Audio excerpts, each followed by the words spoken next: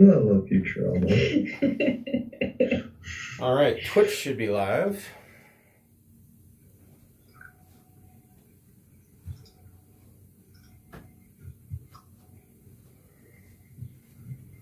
DM something. Did you see that somewhere? I don't. Type it in. Was it? DM something. I will be right back. That's who I am.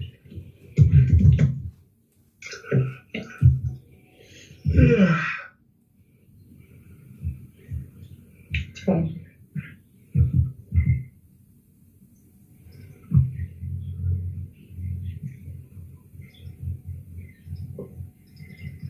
What's that?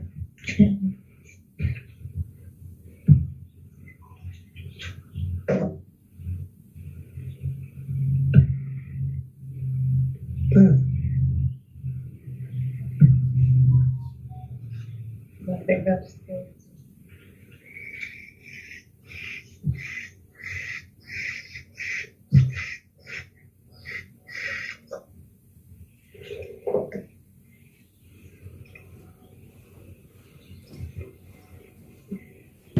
Okay.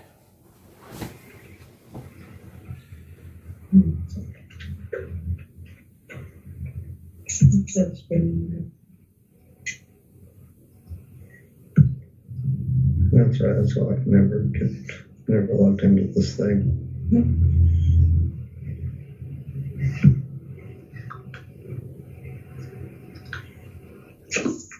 There we go. Well, I tried to set up an account. And I was just like, use Facebook. It's like, we're not using Facebook anymore. I'm like, well, why do you still have the link?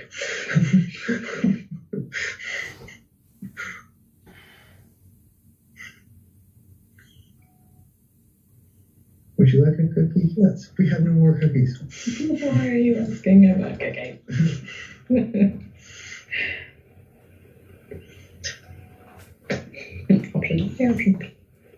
Okay, feels weird out.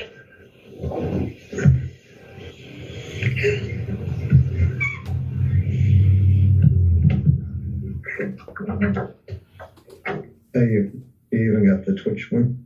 Oh, okay. Well, then I'll message him that. So, Brand's joining us today as well, correct? Yep. Cool. Yeah, we just sent him all the links and everything, so hopefully he should be joining us shortly. Cool. Well, you already said hola, so. Oh. Hola. Hola, también. We are still waiting for Cameron, and I haven't heard anything from Carrie about if she's going to be able to join or the other Carrie, but I'm going to assume the other Carrie won't be able to make it. For a while, yeah.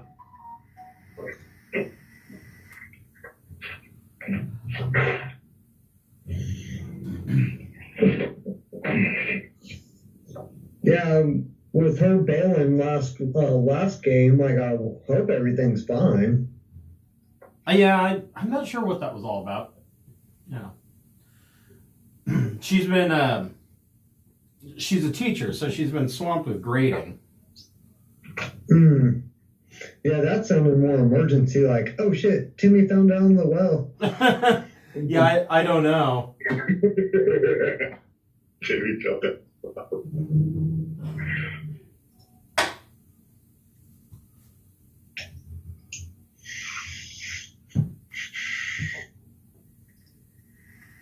But I think we will be able to smash whatever we got to do.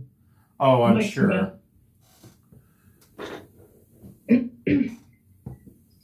Just give Cameron a few more minutes here. Thanks. Give me time to go partake in a thing. Never. No character.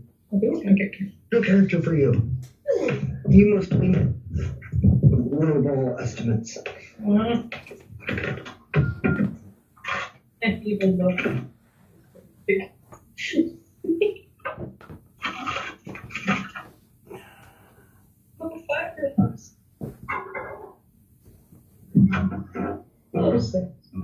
It's my character stuff. so I'm assuming it was Yes. It should be level 6. Yeah.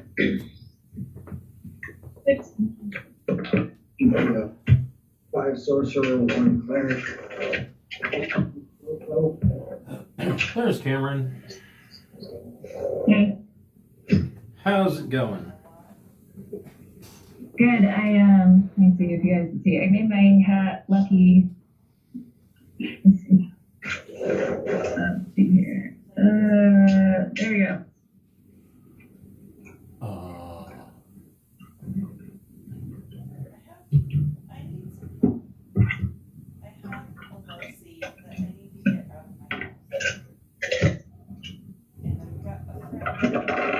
Okay.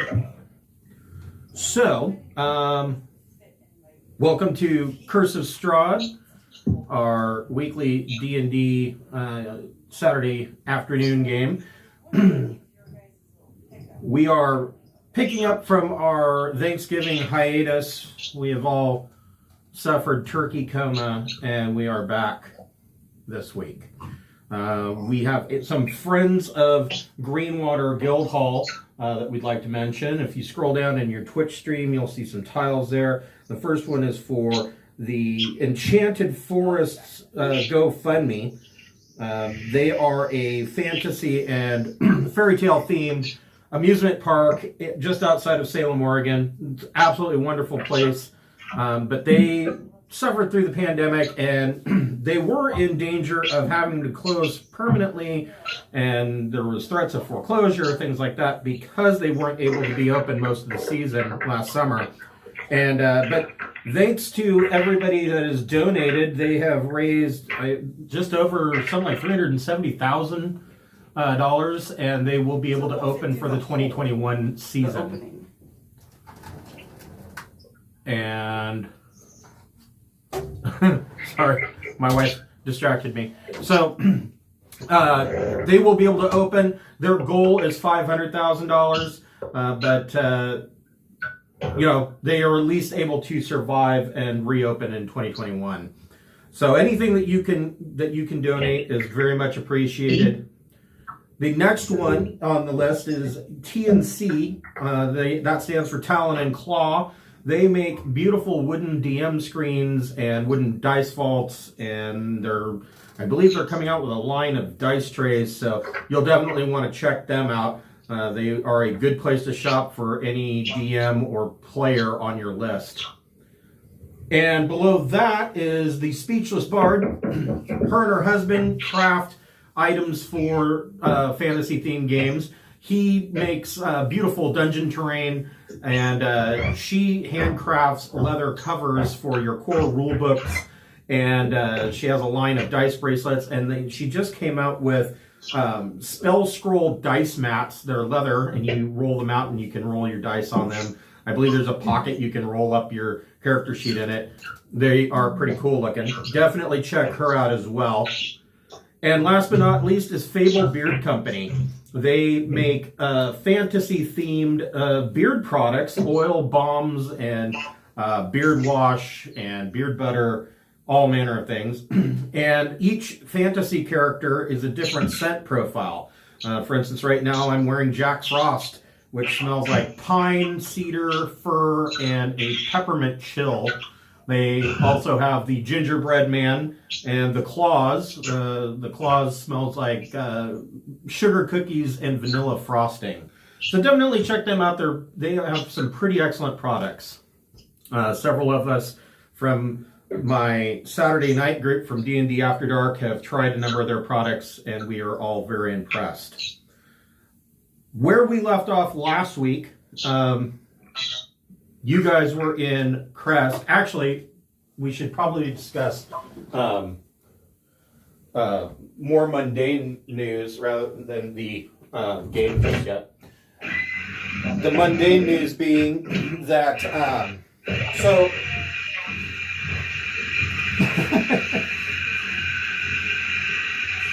What is that?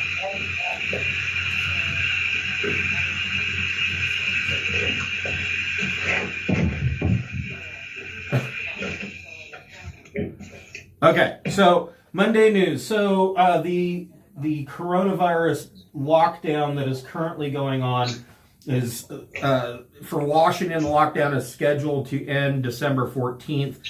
However, that really doesn't give us a whole lot of time between now and the Christmas and New Year holiday. So we're going to pretty much scrap the idea of doing an in-person game until after the holidays. So let me double check what that really means. So it looks like, so Cameron, if you want, I can go ahead and text Kira, but it looks like so far, what I have on the books is Saturday, January 9th would be an in-person game if that is amenable to you. Sure, yeah, that's fine. Okay, so I will text Kira and let her know that January 9th is when we're planning on getting back into the swing of things normally. And we will move forward from there. I was originally planning on doing December 19th, but it seems kind of silly to have, to go through all the trouble of getting out of the lockdown, doing one in-person game, and then literally taking 2 weeks off for the holidays. So I figure we'll just jump right in and do that on the 9th. And then Sure. The other reminder is that, so I'm going to take off the Christmas weekend and the New Year's weekend. And we will come back at it fresh, starting, games will start back up Friday, January 8th and Saturday the 9th. Cool? All right. So Yeah. where we left off, you guys were in Krezk, and you had faced a pack of werewolves that had assaulted the walls of Krezk, and you were victorious.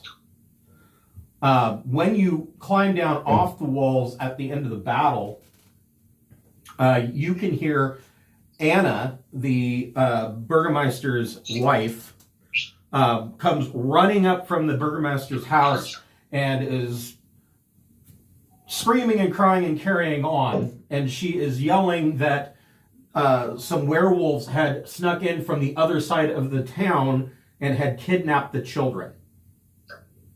Oh, for real?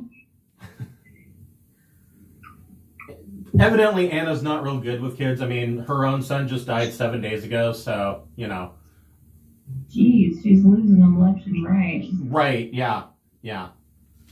This town doesn't have good luck with kids. No. No, well, pretty much the whole valley doesn't have very much luck with kids, but... I should probably put them in, jail cells. I don't know what to do. The load. Yes. We don't have a jail cell, but there's this outhouse with a latch on it. There you go. Cram them all in there. Let's see how many we can get in. Yeah, so Anna and the Burgermeister, what was his name? I don't even remember his name. That's how memorable he is. Let's see here. Dmitri. Dmitri Krezkov and his wife Anna, they had 3 children. They have all died, the last being their son, Ilian, and he died 7 days ago. And it hit everybody in the town pretty hard because of Dmitri and Anna's age. Ilian was the last of the Krezkov line, and so no more nobility for the town of Krezkov. So the kids that were with him, the orphan ones, they're safe, right? No, those are the kids that were taken. Oh crap! Okay, we gotta go rescue these orphans again, and they'll be traumatized twice. Damned orphans. Struggling. Always getting into trouble. I know, right? Probably all blends together eventually for them. They've never known anything but this. That's true. Like, Yeah. oh, another kidnapping. I know exactly what to do. There's the other Carrie. Yay! Let's see here. An additional carry. That's always good. Sweet. So let's see here. Well, I gotta go after those kids, and I hope that people come with me so I don't totally die. But Rescue them again. I got very little choice, so I gotta do all that stuff. So, Dimitri goes and gets a map. So, very few people in the town ever leave the walls of Krezk. They are extremely fearful of everything outside of the town, to the point where, if you remember, the town literally has a forest growing in it, and they plant and regrow the trees. There's enough trees inside the walls of Krezk so that they can adequately cut down trees for building or for firewood. They each little cottage or house here has its own small plot of land that they grow their gardens with turnips and beets and potatoes, mostly root vegetables. And they have chickens and pigs that are penned up. So the whole place pretty much operates like a commune. And then at the top, there's a switchback pass that goes up the mountain, and at the top of this bluff sits the Abbey of St. Markovia. But the villagers of Krezk are not apt to leaving the town. They believe that, and rightly so, that if they leave, they'll be, killed by werewolves or regular wolves or sometimes townsfolk, and occasionally, the wayward vampire. So they just don't leave. But Dimitri has an old map, and he believes that the werewolves are staying in a cave system just overlooking the western end of Lake Baratok,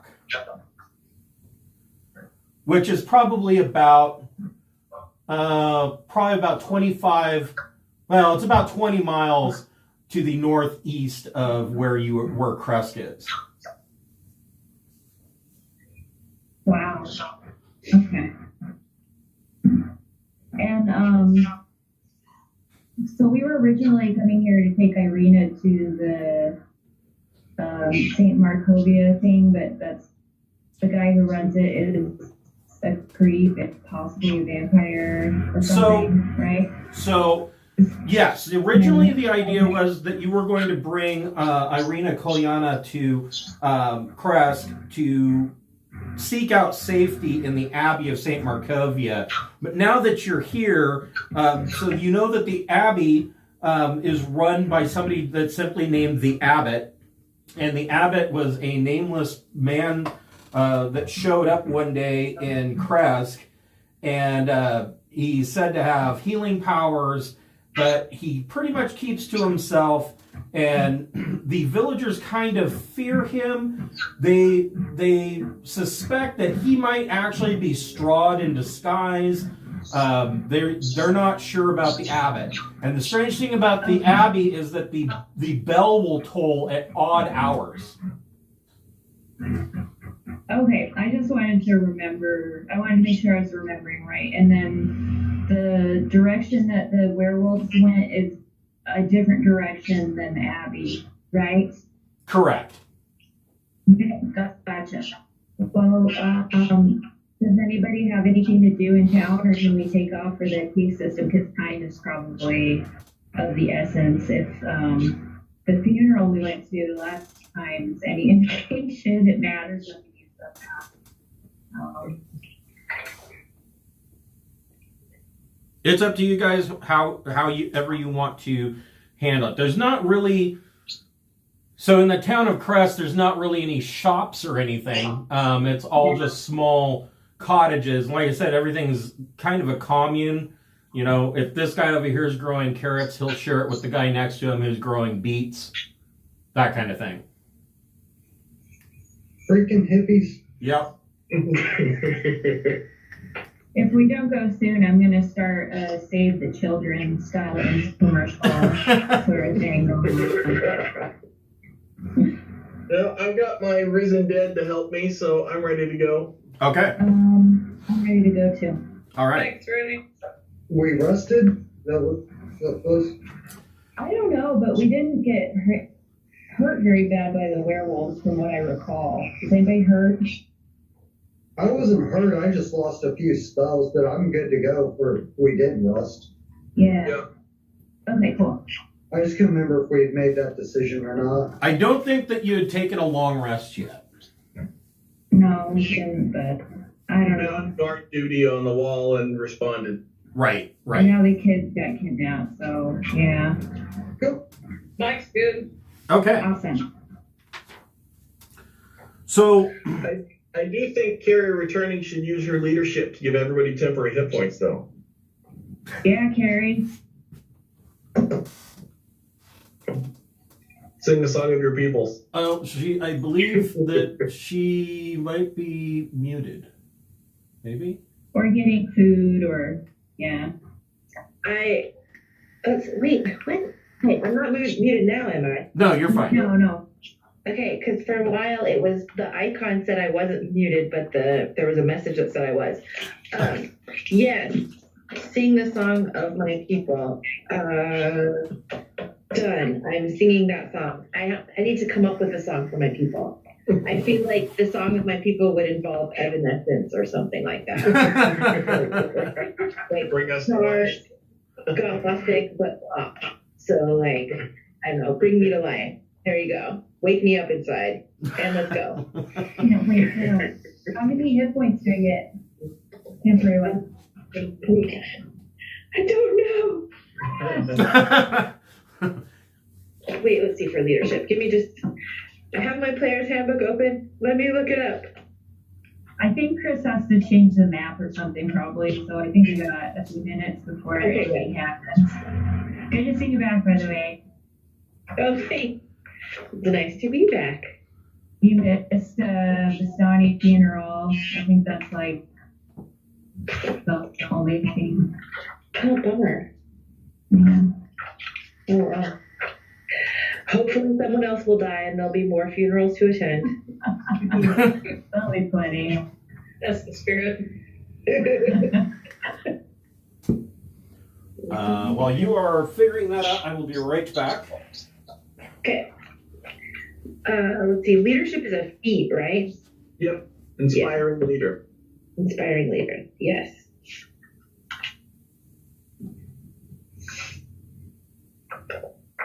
I think of this because I took a spell I can cast at will to give myself temporary hit points every hour. So it's right. that we all get more.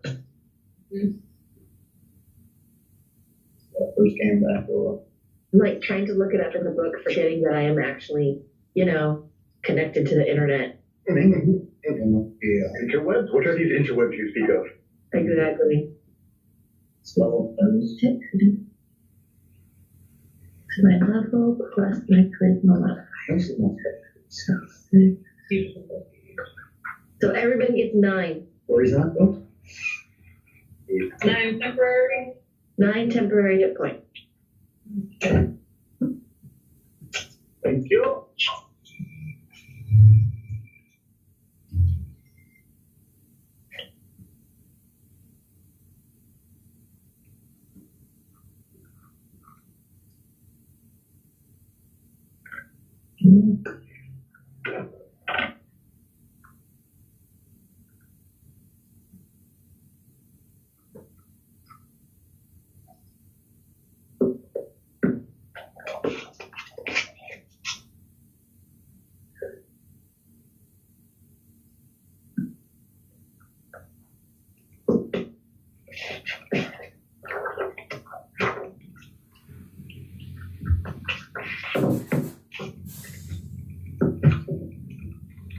Yeah, how you doing?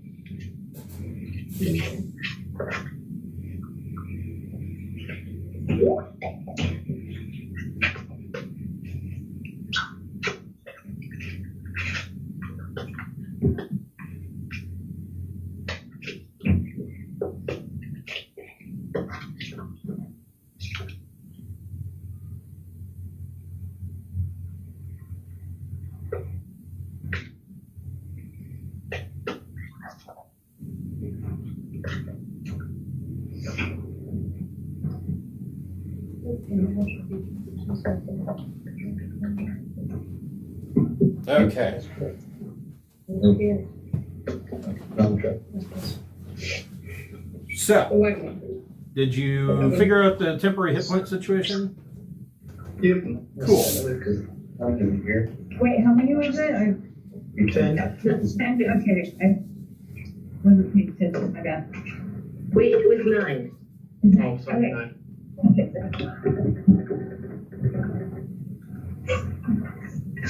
Just because Pepperell gets to add as many hit points to himself as he wants. Not me. That was better than the Unless not 7 for doing that. myself. So. Yellow, no, blue. Ah!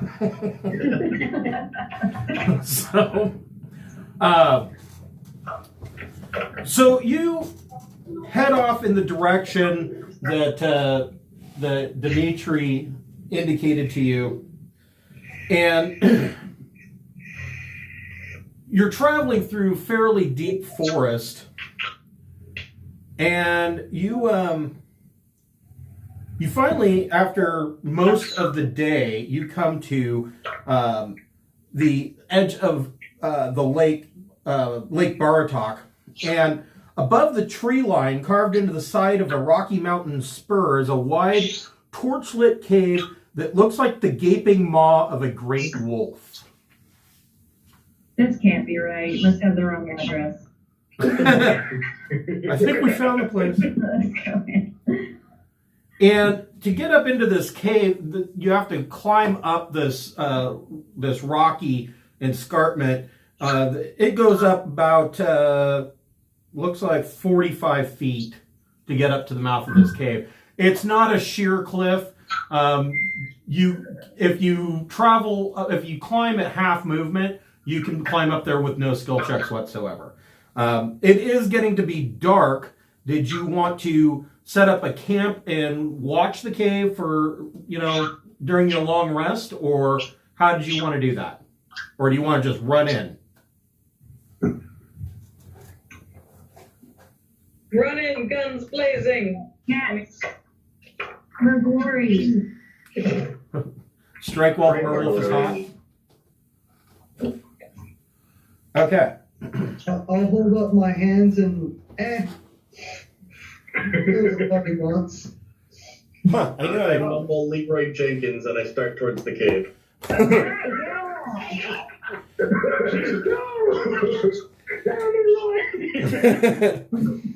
So I knew I forgot something. Minis are good, huh?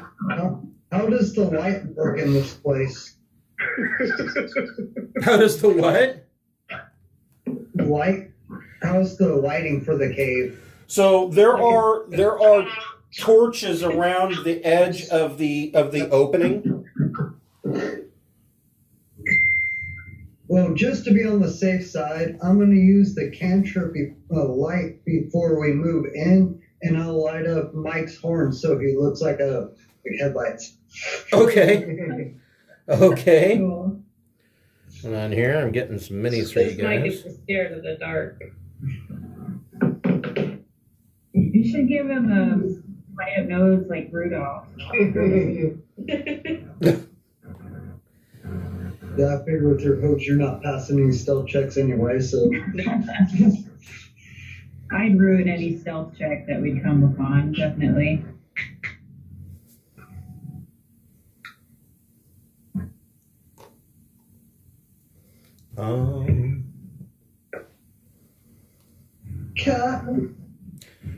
I forgot what kind of character is Brian playing? Human fighter. Human fighter. That should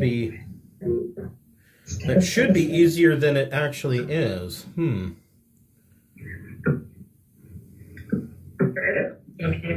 You know, now that I look at all my minis, I'm like, holy crap, I don't think I have any humans. Somebody don't keep this human. Why would you have a human? I know, right? What kind of silliness is that? Let's see, what do I have over here? Oh.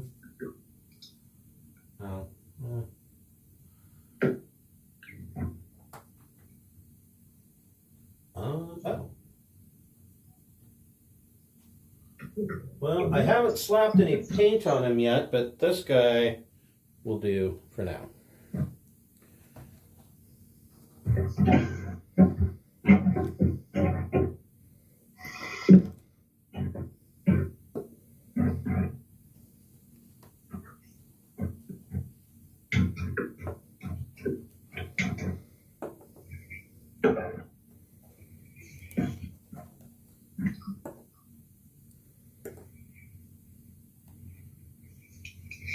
So this cave, is it, are we sneaking into this thing? Or are we just going in?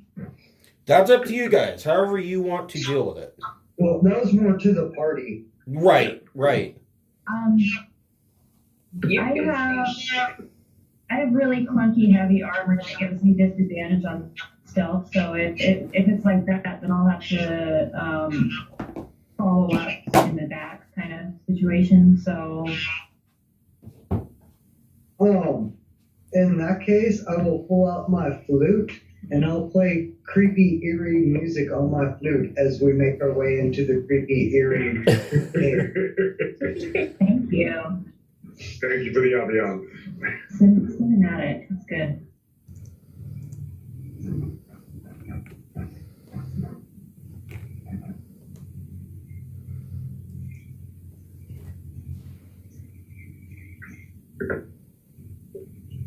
Okay. What is that behind me? Okay, what's the little quiet?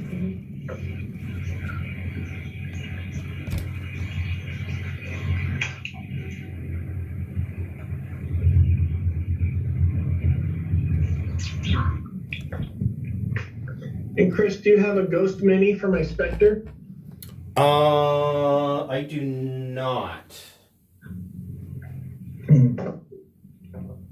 No.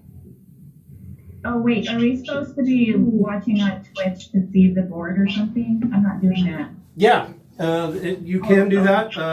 I have a map set up. Okay, hold on. Let me see here.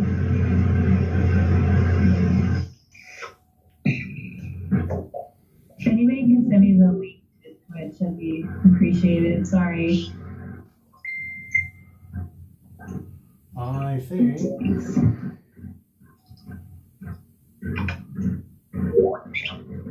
Thank you, Jeff.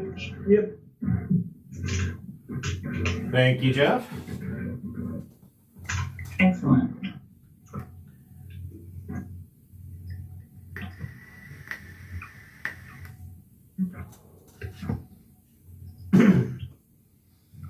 Okay, so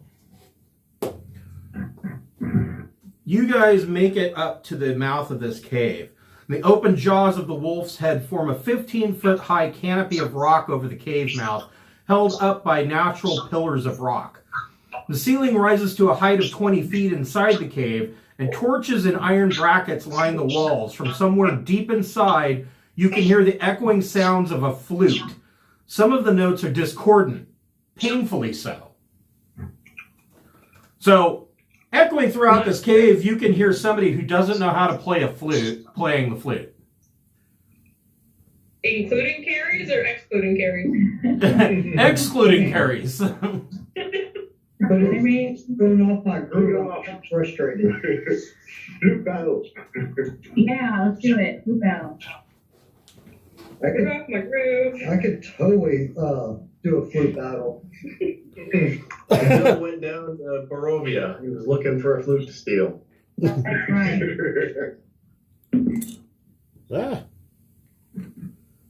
Okay, I guess I'll be in front-ish since or not sneaking, and Yeah, I'm angry. that's what I Or- figured. I kind of figured that your paladin would be up front since you're moderately angry about these jerk faces taking your orphans. And if I flute battle them, I can actually make my voice 3 times louder so I can get this shit all up in here. Right. I said, shut it. Don't get nervous, Mom Spaghetti.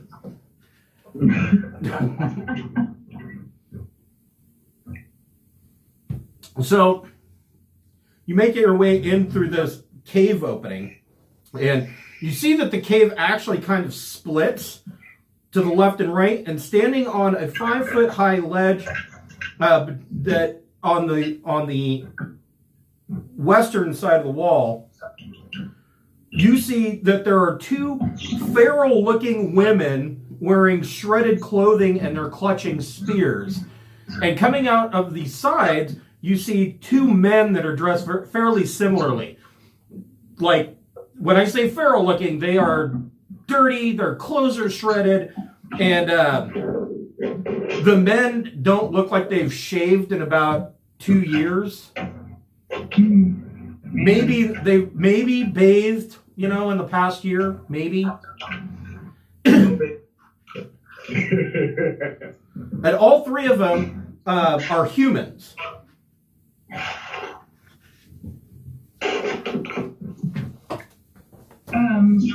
Do I detect a sense of evil upon them or not so much? That's a good question. You do.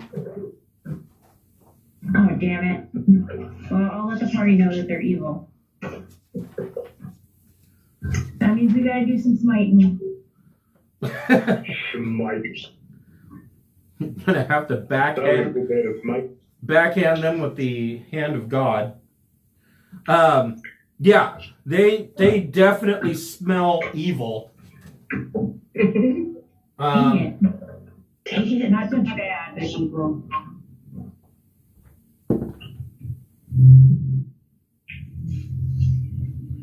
Shall we offer them a peaceful resolution? Yeah. They're evil. No. Okay, just checking. I was going to be against it anyway.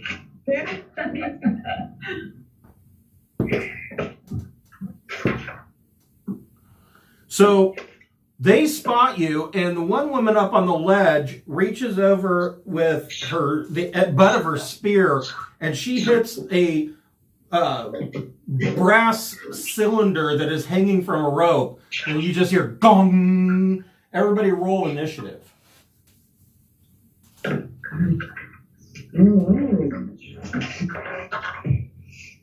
Me and my Spectre are on 7. Okay. 15. 12. Okay, hold on here. Helga, what'd you get? 12. And Mike. 20. Nice. Carice the third. Ill prepared. Had to find dice. And for my punishment, I rolled a nat 1. Wow. So 4. a whole whopping 4, huh? Okay. Yep. Brian. She was the flute battle. 15. Okay. Oh, wait, 19. 19. Forgot to add kind of you. And Maisel. 12. Okay. All right. So.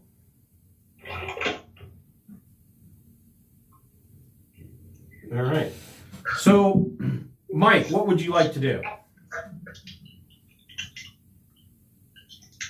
Let me see if I can. How far is the closest one? Hold on here. So from you, closest one is 15 feet away.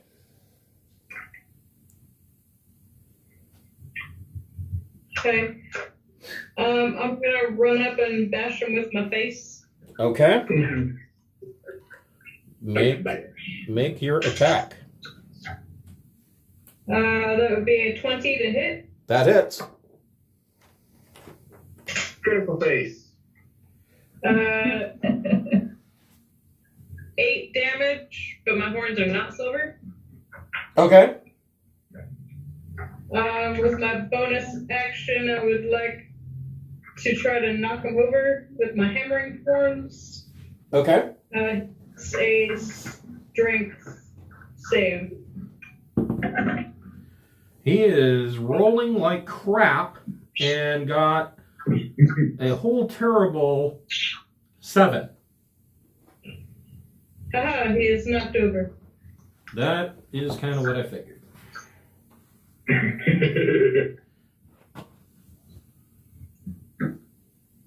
Now we know what happens when bull meets wolf. Right? And then my second attack, I'll hit him with my silver axe. Okay. I can tell you what I know. There's a lot of bullshit.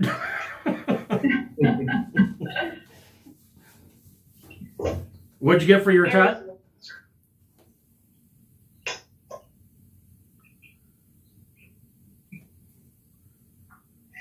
What'd you get for your attack roll? 1. A 1? Wow. Yeah. Okay. You had advantage because he was prone. That's true. I'm used to fighting like standing creatures, not creatures that are knocked down. Where did it go? Where did it go? Well, yeah, you get to roll that again because he is prone. Good job. Well, that didn't matter. It's still a 1. Oh man. Okay. Inspiration point from killing werewolves. Can I reroll that again? Try a different die. Sure. Different die. Aha. That is a 27. That's better. So, yes.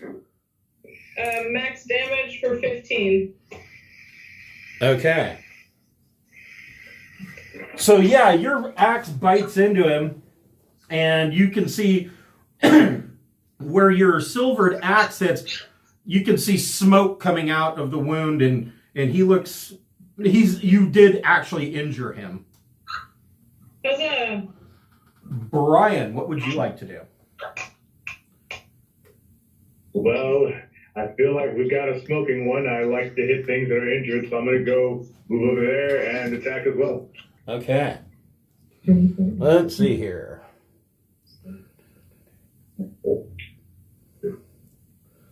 Yeah, what do I look like again? So there is 25 feet. Aha. I mean, your character's not necessarily white. He just doesn't have any paint on him yet. No, I'm glowing. I am glowing with curious fighting will. All right. Look at all the privilege on that figuring. I mean, wow. All right. Well, I got my 3 attacks here, so let's see.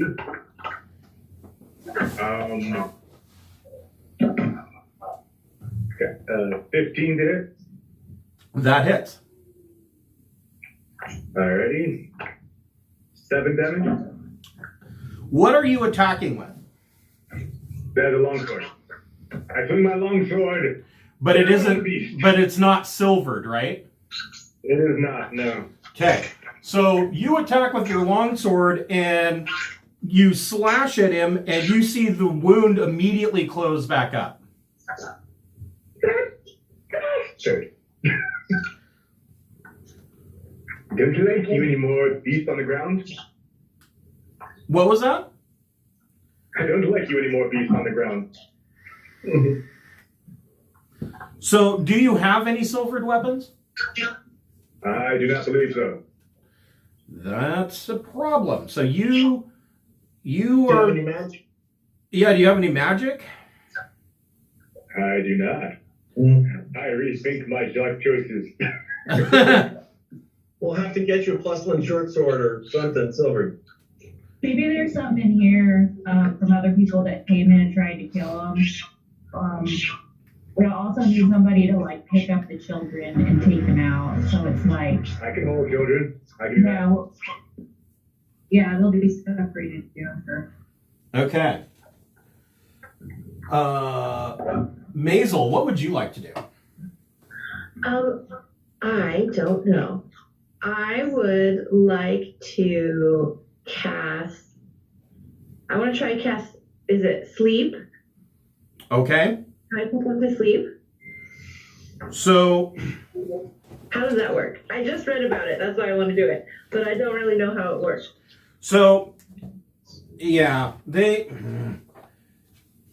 now this is strictly my opinion, but my opinion is that for 5th edition, they really fucked up the sleep spell. Oh yeah. So, in older editions, you would cast sleep. They would have to make a saving throw. If they failed the saving throw, they'd fall asleep. Pretty straightforward, cut and dry. So, the way it works now in 5th edition, you would roll 5d8, and that is the total number of hit points of creatures that the spell can affect within a 20-foot point that you choose. Okay. So, if it were me, I would roll 5. I would pick one creature and roll 5d8 because that 5d8. Let's say it's within 20 feet. So with that 5d8, it's spread out between the number of creatures in that range. And I give him my dagger. Okay. So you would say target a single monster and put it to sleep? Yeah, that's what I would do. Okay, I'll do that. Okay, roll 5d8, or Okay. at any spell slot at 2nd level or higher, you can roll an additional 2d8. This spell question. Holy cow. Well, if I'm only targeting one, then 5d8. I mean, granted, I could walk away with 5, but that's. I think for now I'm gonna cast it at its first level. Okay. Just since I've never used it before and I'm not entirely sure how it works. Well, to give you an example, a werewolf has 98 plus 18 hit dice. Okay, so maybe that's a bad plan. Okay, but if it's asleep, then it's easier for other people to attack it, right? Yes. Let's see here. It says, I'm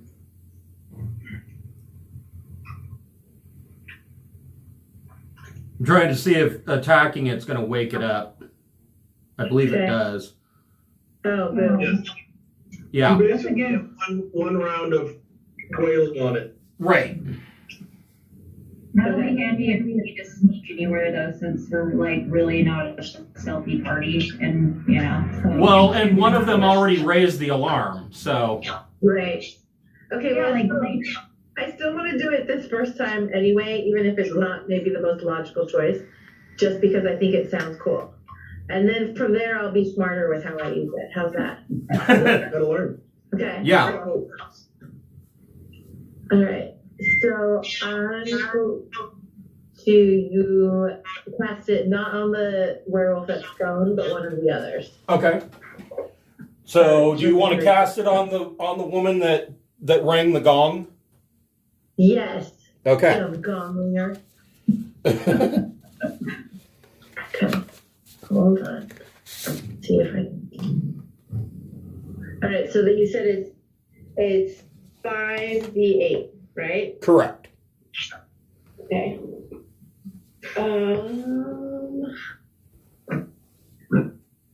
Let's see. Oh my gosh, I'm so unprepared.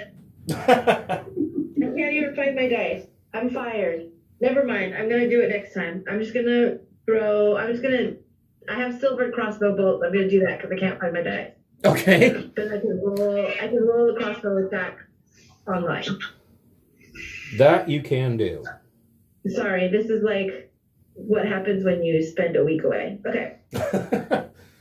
Trust me, I know that feeling. Last night's game, I was like, Man, I don't even remember where we left off. I don't know what we were doing. Totally. Okay. So it's 15. I'm using a silver crossbow bolt. It's 15 to hit. That hits. Okay. And it's 8 piercing that's silvered. Okay, so she wails, and where the crossbow bolt is sticking in her, you can see that it's sizzling and there's smoke coming out of the wound. Awesome. And now I go look for my dice. Okay.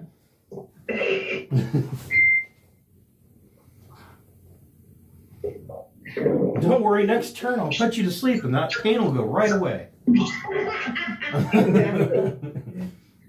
It'll make it all better. Helga, what would you like to do? I'll attack with my silver battle axe. So, are you attacking the one that's prone, or are you going up the ladder? You already using it. I'll attack the one that's prone. Okay. Silver. I mean, I get advantage, or... You do. Have to change its numbers, but yeah, we'll just let it go in those until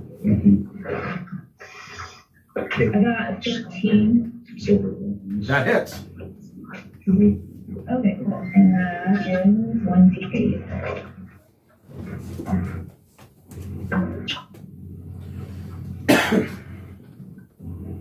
For 2 damage, Okay. and I get a second attack, So do you want, so before you make your second attack, do you want to throw a divine smite on that? no, I rolled a nat 20 for my second attack, so I'm just gonna roll it. Okay. And I remember- 5 damage, so 10 damage together for the second attack. Okay. So remember, you can put a divine smite on any melee attack that hits. Okay, at points, things that really tough. We fought a whole bunch of them, so I could know, but I don't remember. Okay. The other thing, too, to remember is that on that nat 20, if you threw a divine smite on it, that damage is doubled as well.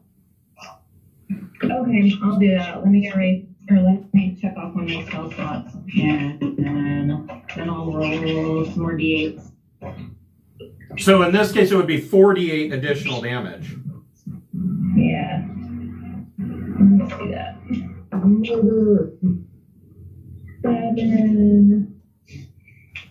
7, 5, 1, 4. 17. Nice. So, Yeah. he's hurting pretty bad from that, but he's still not dead. That's nuts. Okay. So, I'm glad I did it then. You are shocked, apparently. what is he gonna do? What's one of his characters' name? Roach. So just slightly different. Does it have like a weird posture piece? He's going to attempt to bite Mike's ankle. Actually, no, he's going to attempt to claw Mike's ankle. He's at disadvantage because he is prone. And he misses with a 6. And that's all he can really do.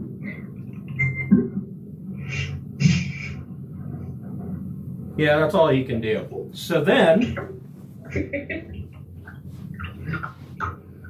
the woman that struck the gong is going to throw a spear at Maisel. Rude. Let's see.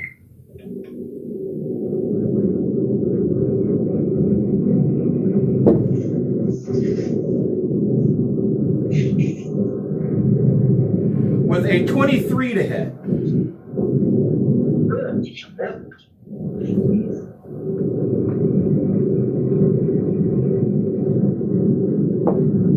For 6 points of piercing damage. Okay. Thankfully, you have temporary hit points that you can notch that off of. Right. Yes. Thankfully, someone reminded me that that was a thing. This guy is going to move in, and he's going to attack Brian, and this guy is going to move in, and he's going to attack Helga. So, on Brian, this guy is going to try to stab at you with his spear. But he only gets a 13 to hit, so I'm sure that misses. And the other guy is going to attack Helga with claws. 17 to hit. My AC is 19. Nah, he misses. Huzzah!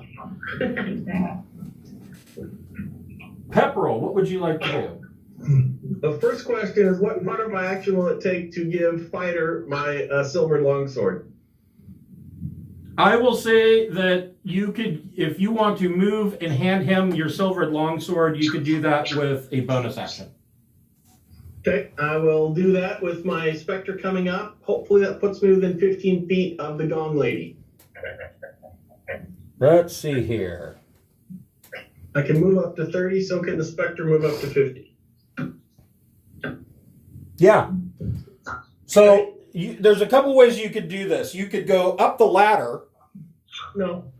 But if you're on the floor where you're at, you are within 15 feet of her. Okay, so Fighter, you now have a silver longsword. Cool.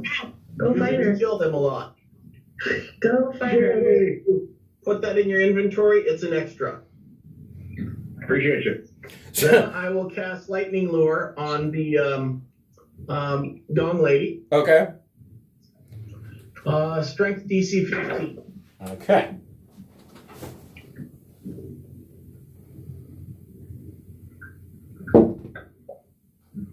Nope, she got an 11. Okay, so she's pulled down towards me. Okay. Takes 2d8. And just to make 9 points lightning. some room in here, I'm going to move that out of the way. There we go.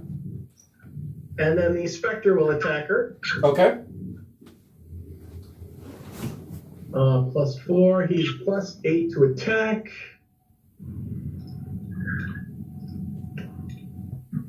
Oh, Spectre rolls a crit 1. Does a 9 hit? It does not. Okay. The Spectre. So the Spectre goes to make his attack and misses, and you see the Spectre phase into the wall. You can no longer see the Spectre. He's in the wall. Okay. I will tell him, don't do that next time. And that's the end of my turn. I shall spank you with the flat end of a ghost touch short sword. Did she take any damage coming off the stone when I pull her down? Yeah, we'll say that she takes... Well, she's immune to bludgeoning damage, so... Okay. Oh, yeah. Yeah, these guys are all Wolverines. Carice the Third, what would you like to do?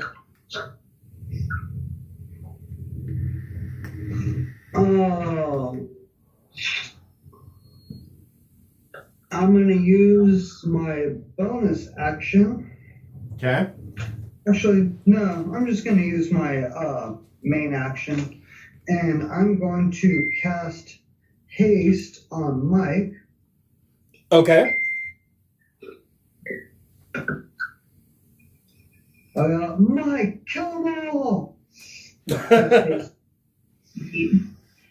And that's pretty much my turn. Okay. If you guys want to see something cool, this always blows my mind. So, this battle area, if you want to know how much damage a fireball does, a fireball's radius is twice the size of this measurement. So basically, you can blow up like half of this dungeon with a fireball. I mean, I when I first got it, I was like, well, shit, this only goes out, to, let's see, what is that, 40 feet? No.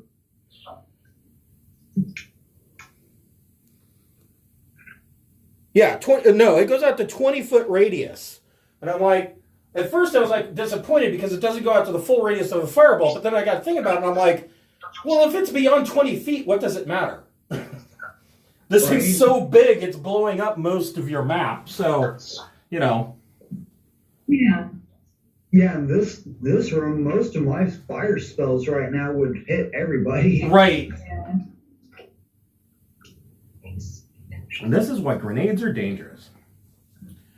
So, Mike, what would you like to do?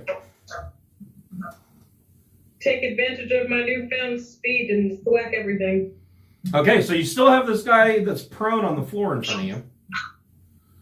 So not only are you hasted, but you have advantage against him.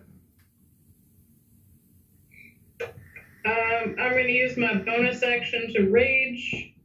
Okay. Because that's always fun. Don't you need a raging instant?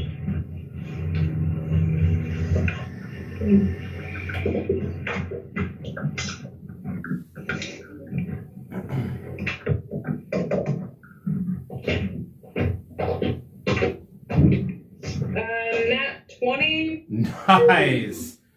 Double damage. Let's do it.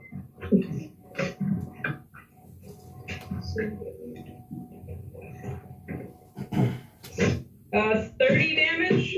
Yikes. So you bring that axe down and just cleave his chest wide open, and he is no more. Huzzah. Sweet. Ooh, nasty.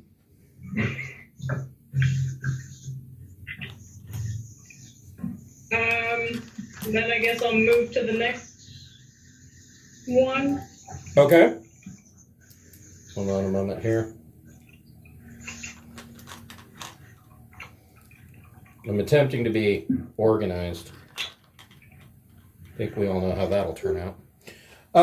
Okay, so you can step over his corpse 10 feet and attack the one that's attacking Helga. Sounds like a plan. Nat 20. Wow!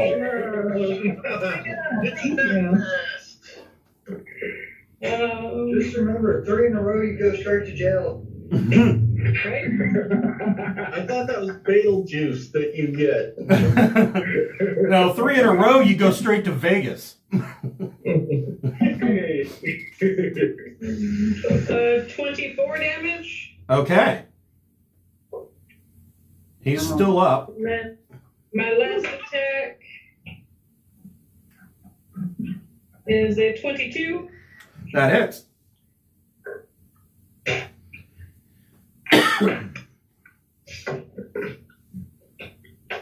For 16 damage. Okay.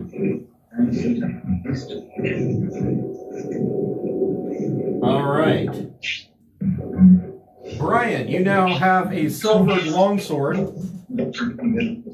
I switched, you said silver longsword. And go, ooh, shiny. Yes, and you have a guy that's right in front of you that just tried to attack you. Oh, well, I don't like that guy, so that guy's gotta pay. I will attack with said silver longsword at the person that swung at me. Okay. Is there a penalty for 2 weapons? Wait, if I don't have a silver second weapon, I shouldn't use 2 weapon anyway. Okay.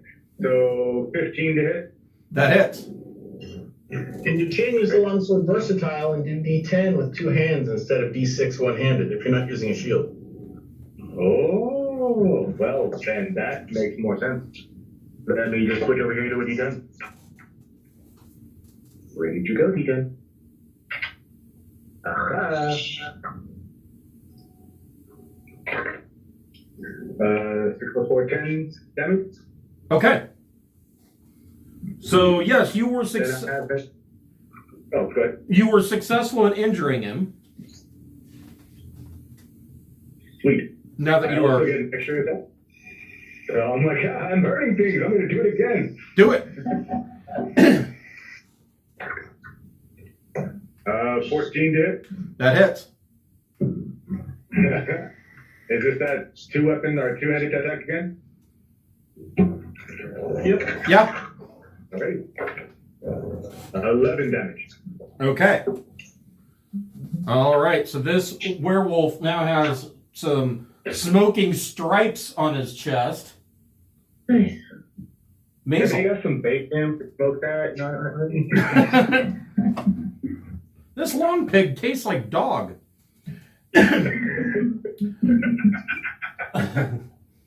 Maisel, what would you like to do? Okay. I would like to. I just realized I get to attack twice now. So Nice. I would like to first hit the recently axed werewolf with the silver crossbow bolt. Okay.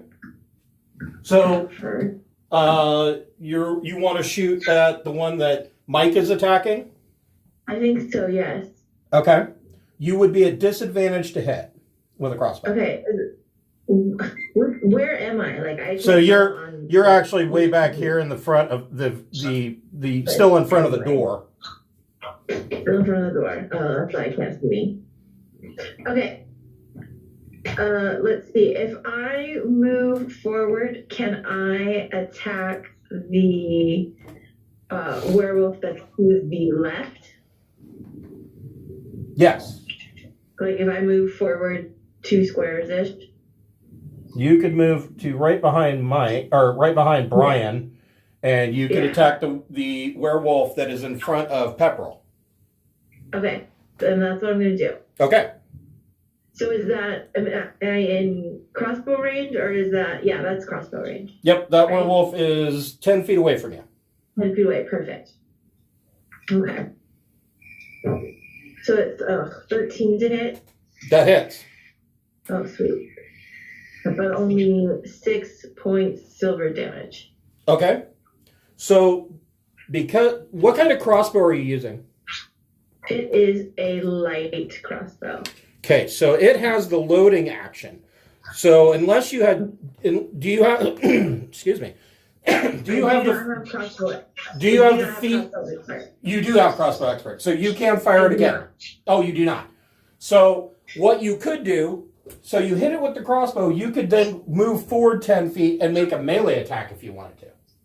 Can I cast? No, because you've already taken the attack action. You could cast if the spell has a casting time of bonus action, you could cast. Okay, so even though it's a second attack, it doesn't. So the second attack, it's still the attack action. It just means that you get to make an additional attack with the attack action. The casting action is different.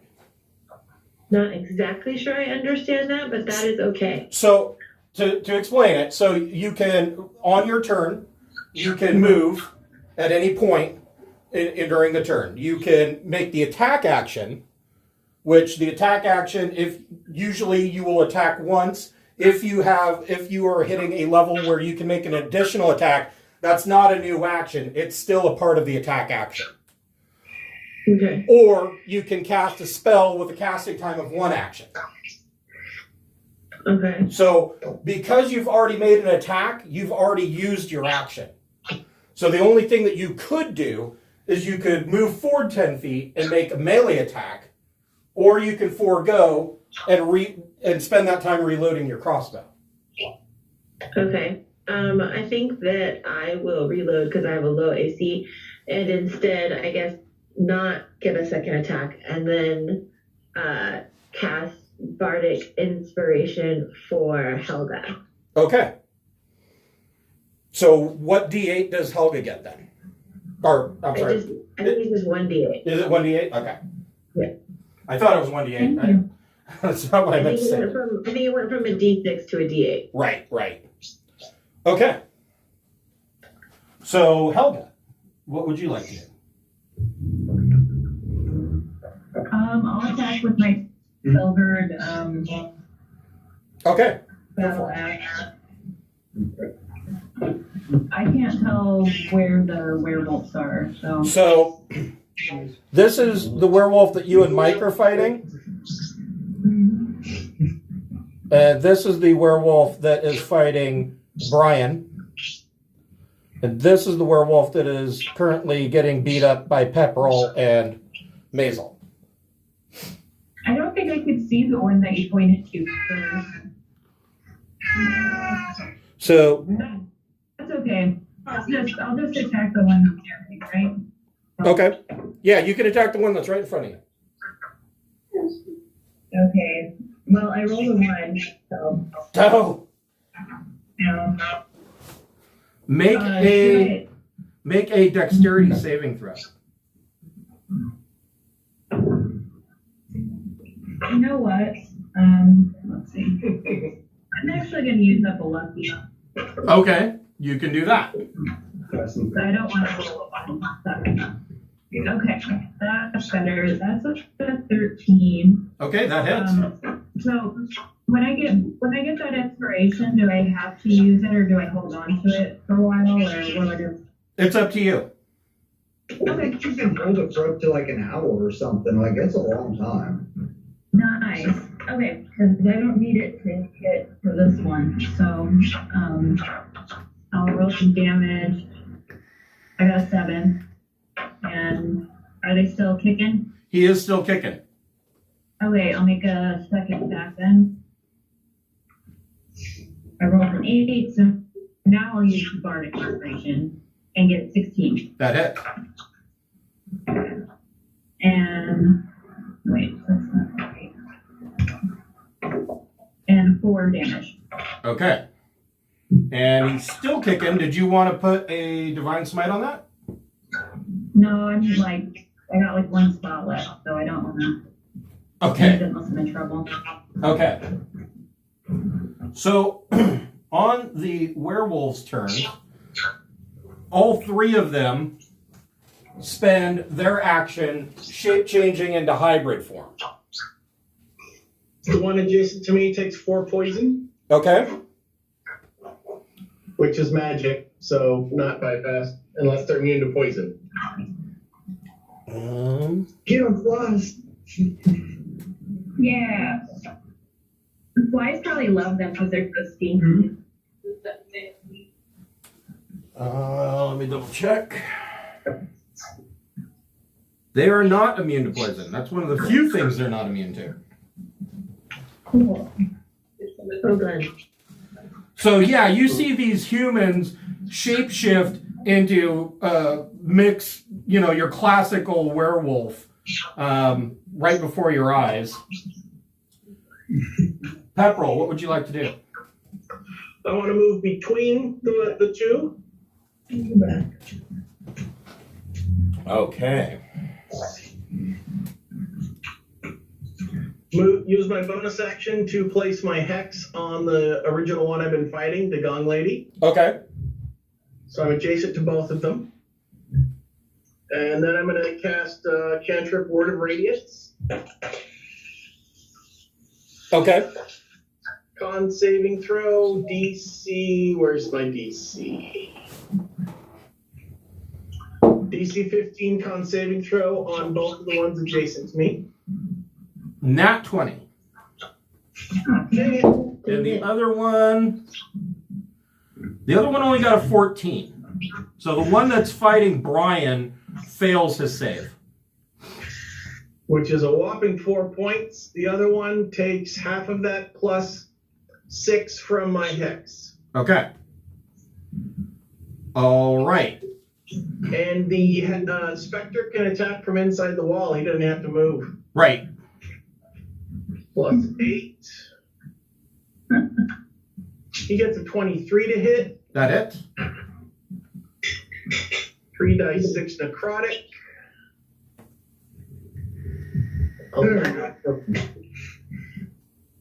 And he has to make a con DC 10 or his hit point max is reduced by that amount as well. Okay. Exactly a 10. Okay, so his hit point is not reduced, but he still takes the 11 necrotic. Right. Okay. Curious the third, what would you like to do? Is anybody extremely down on HP at the moment? Not me. Nope. Nope. Okay, good. Then,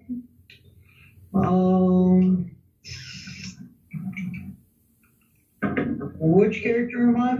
You haven't done a whole lot of moving, so you're back here at the entrance. That's what I thought. I will work my way over to the corner that's pretty empty. Okay. Should be to the right. From there, I will pick out a wolf that I can see and use my. Actually, no, I'm gonna hold off on that. No, let's go ahead and hit him with the firebolt. Okay. Go ahead and make your attack. Come here, Wolfie. What you got?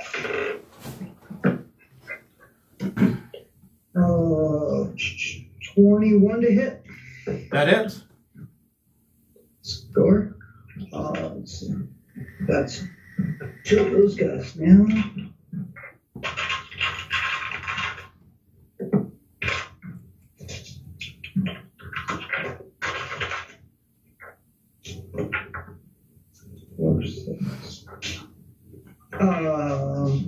Six damage.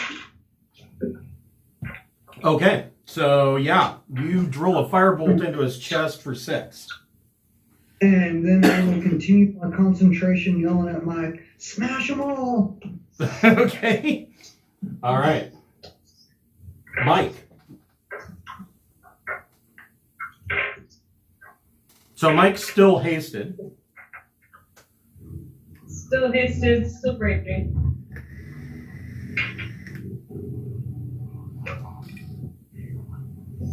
I'm pissed off, but it's a really fast anger. Yep.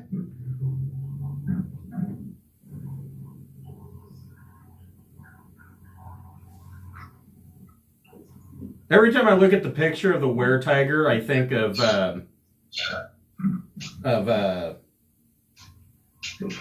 shit. What was that stupid movie? Vote for Pedro. Oh.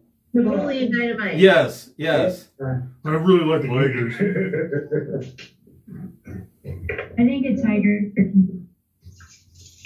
It's a liger, gosh.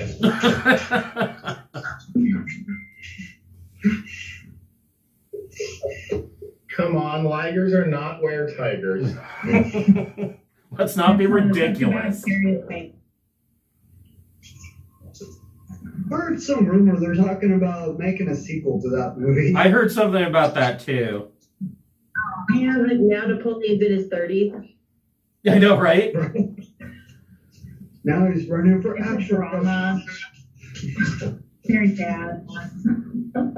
So, Mike, you gonna make your attacks?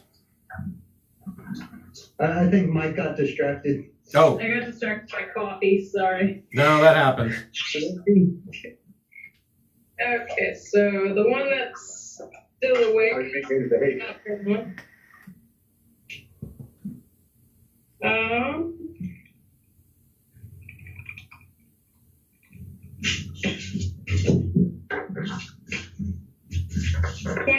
to hit. That hits.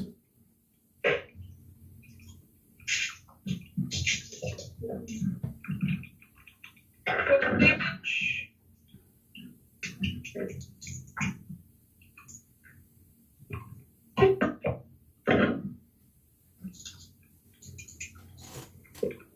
Okay.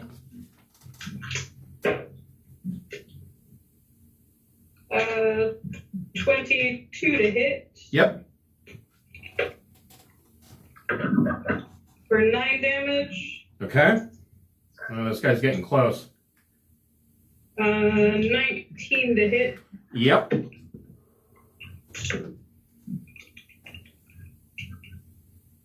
For 14 damage. Okay, that put him over. And Mike buries this one. Hooray! Hooray. I Brian. have a question. Yeah. The inspiration thing. Yes. I guess my directive from the Enclave people was that when I kill a werewolf, I gain an inspiration. Correct. Is that just... Yeah, that's right. So, yeah, well, as soon as this combat is over, we'll get to that. But pretty much, the whole party's going to end up getting inspiration. Okay. There is a max of how much inspiration you can stack. Okay. Yeah, you can only have one inspiration point at a time. Because the theory on it is you're either inspired or you're not. Okay. I personally... identify as a non-binary inspiration source, so I can have any number of inspiration. Well, I have a problem with the idea. So the statement directly from Jeremy Crawford is that you either have inspiration or you don't. But I have a problem with that in that if that were true, then an inspiration point would have an expiration date. Because it's not like being inspired lasts forever. But I can understand that too. They don't want inspiration points to suddenly become an additional form of XP that is handed out either. So, yeah, you can only have one at a time. 20 years ago, I saw a flower with a dewdrop. I was inspired. Yeah. I heard a poem once in my youth, 45 years ago, that inspired me. Brian, what would you like to do?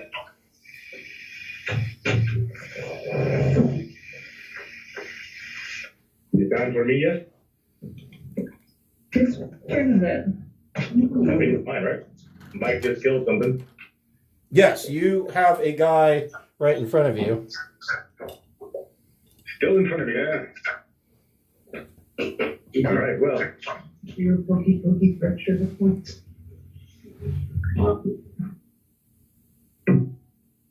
What did that say? Oh, heck. Yeah, the hex target has a disadvantage on strength saves. Push her down, knock her over, spells. Yeah, I just swing a sword, all right? I just swing a sword. Just let me know in case you have fancy things. Well, it's funny. No, It's funny because I'm a simple sword swisher.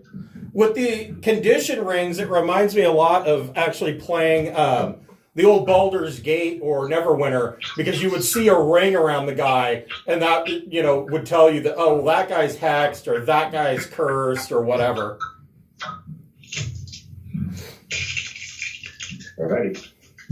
Good to know. It works here too. I like it. Rolling to do my two-handed sword strike. Okay, 21 to hit. that hits.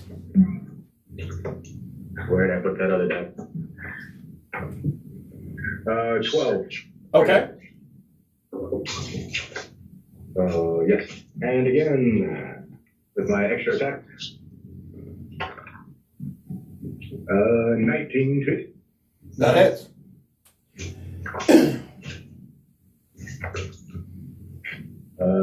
5 damage. Okay. He's still standing. Why won't you die? Maisel, what would you like to do? I would like to cast Dissonant Whispers on the next guy. Okay. Wisdom saving throw? Yes, 14. Okay. 16. Okay, so is that half? That is a very good question. I think so. I think it might be. Yeah, most of them, it's if you save, it's half. It's there's so many of them that when you save, it's half. That if you have one that it is not, it's actually kind of disappointing. Yeah, it takes half damage. Okay, so that'll be 10. Okay. Nice. Ouch. That's smart. Okay. Is there anything you want to do with your bonus action? Can I also hit him with a silver crossbow? No. No, because I cast. That's what the issue is. That's my attack. Even though I get a second attack, it's got to be something else. Correct. Okay. So you have a bonus action and your movement left. And you have a What react. did you say? If you start all attack or all spell, bonus action could be either, but you can't mix So you one can't mix attack and it. one spell. Oh, It's just a okay. bonus. Right. Okay, then I guess that's it. Okay. Helga. The guy that Brian is fighting is literally right behind you. All you have to do is turn around and swing. That is what I will do. Okay. Yeah, and die. Cool. 19 to hit. That is. 7 damage. Okay. He's still alive. He's still alive. Okay, second attack. There's no way. I rolled a 4. So. Toe. That is Oh, well. a miss. Okay. The 2 werewolves. So the first one's going to take 4 points of poison damage. Yep. Let's see here.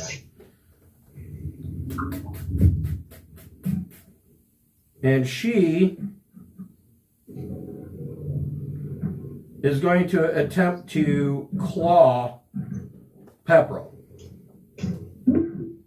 No. No. 16 to hit. No. I was Okay. right. I denied her. And refute you, demonic raisins. The other one is going to attempt to claw Brian.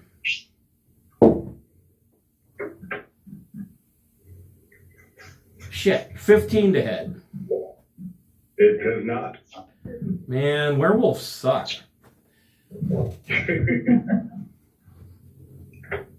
Pepper, what would you like to do? What happens if I cast lightning lure on someone adjacent to me?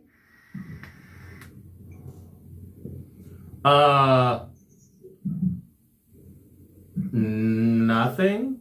I mean, they take the damage, but they're would be my question. I don't pull them, but do they still take damage based on a save? yes. Okay, because I want to do that on the one I've hexed. Okay. So strength save DC 15, and she has disadvantage. Okay.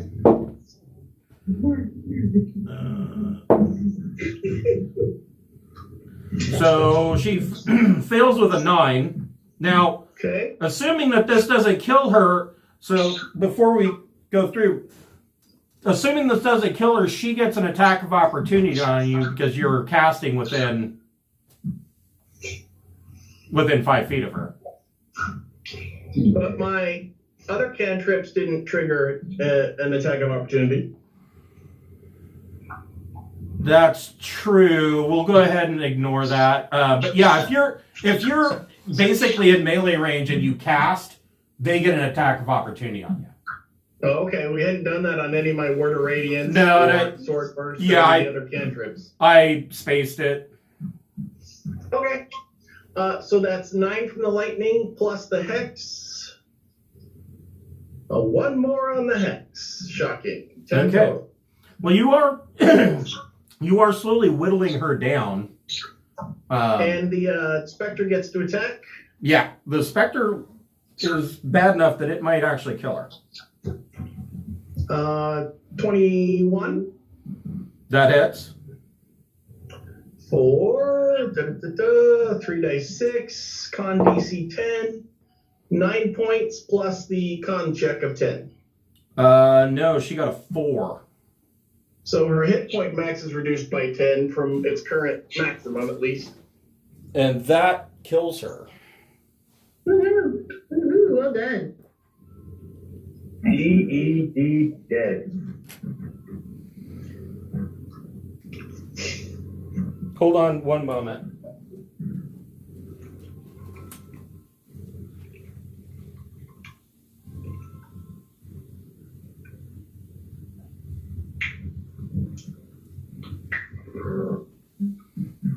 Sorry.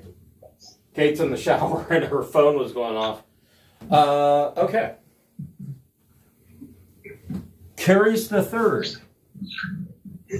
How many are left? Just one that you can see.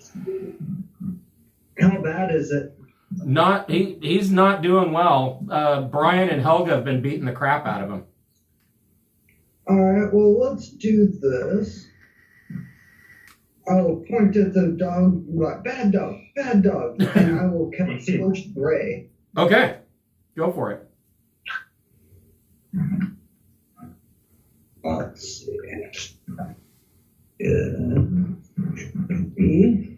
So, actually, though, hold on. No, you got a 5-foot window there. Yeah, you can do it.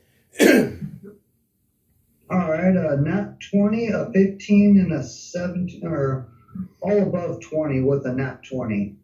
Yeah, they all hit. Do I need to roll a confirmed critical on the critical one? Nope. Confirmation on crits are not a thing in 5th edition. You just get it. Oh, okay, cool. I keep bouncing back and forth. Right. So there's that. Let's roll critical first. Yeah, I've started bouncing back and forth too. I got some of the kids from my Friday night group into playing Dungeons and Dragons Online, which uses all 3rd edition rules. And last night I found myself asking somebody to make a reflex save. I'm like, holy shit, I haven't asked for a reflex save in like 20 years. Save versus raise. Yeah. On the critical, it's going to be 16. Yikes. Okay. On the other two,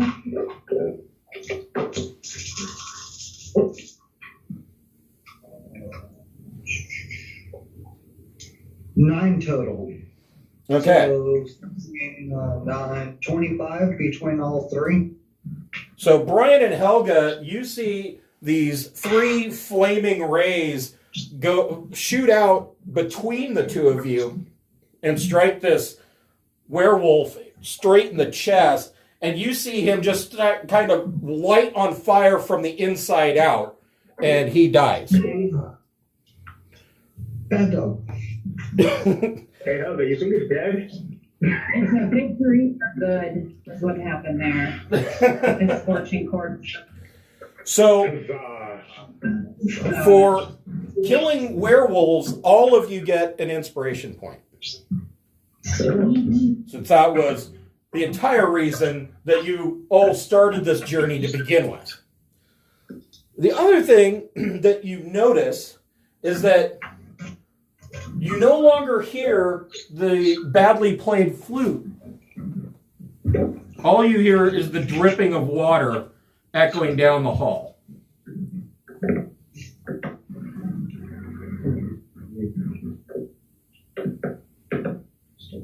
Where did the ladder go? That's still facing though? I moved it to make room. Oh, okay. So when the flute was playing, could we tell what direction it was coming from at all? Make a perception check. Okay.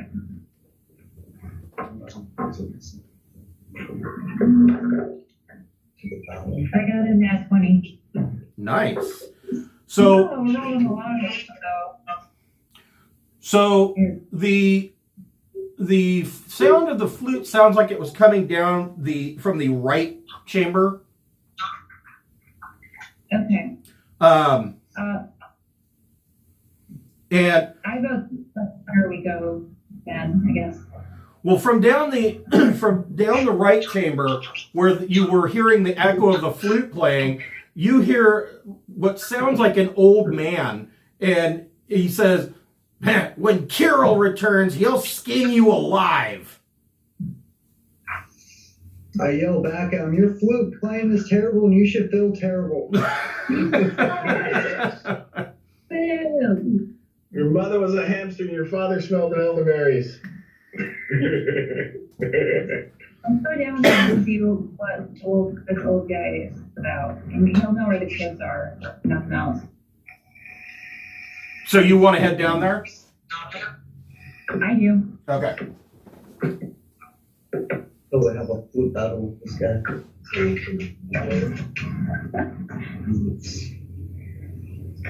Is anybody else following Helga? Yes. Okay. Sure. Yeah. Yeah. You want me to follow Helga? Sure. Sounds like we're all going. Okay.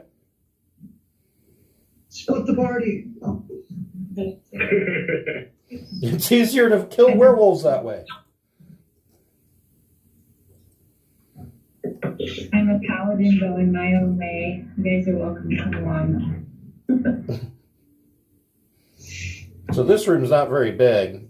You guys are gonna boot mosh an old man. Sweet. So a 5-foot high stone ledge overlooks this large cave, which has a smoldering campfire at the far west end, and the floor is covered with gnawed bones. In here, there is this old man in a hybrid werewolf form, and he has 9 wolves. One here. Can you readjust the camera? Yeah. Hold on here. Awesome. I don't think there's going to be a whole lot of point to it because the room is so small, but I will show it to you. Use your imagination. Yes. Oh, I don't have any of that. Wait, are we getting into a fight? Fireball.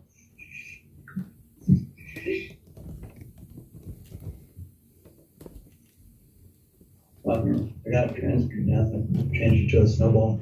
Snowball.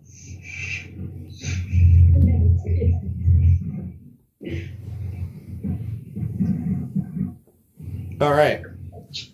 So, in this room, Wow. We were kidding. yeah, like I said, you guys are just standing on top of him. So I mean, it's a little cramped in here. But, and that's my fault. Basically, I ran out of bricks. But there's this old werewolf, and he's in hybrid form, and you can tell that he's old because his fur is graying, and even in hybrid form, he's walking with this gnarled tree branch, and it looks like that's the only thing holding him up. But he's still growling and snarling at you, and the 9 wolves also get up to attack and guard their master. So roll initiative.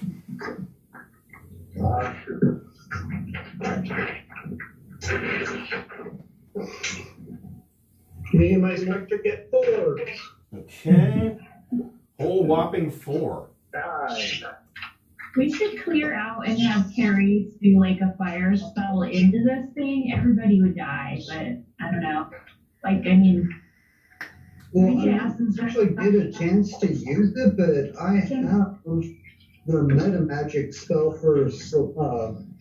Oh no, I gave up that one. Never mind.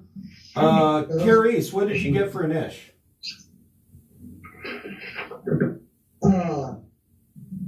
11. And Mike? 19. And Brian? 9. And Maisel? 8.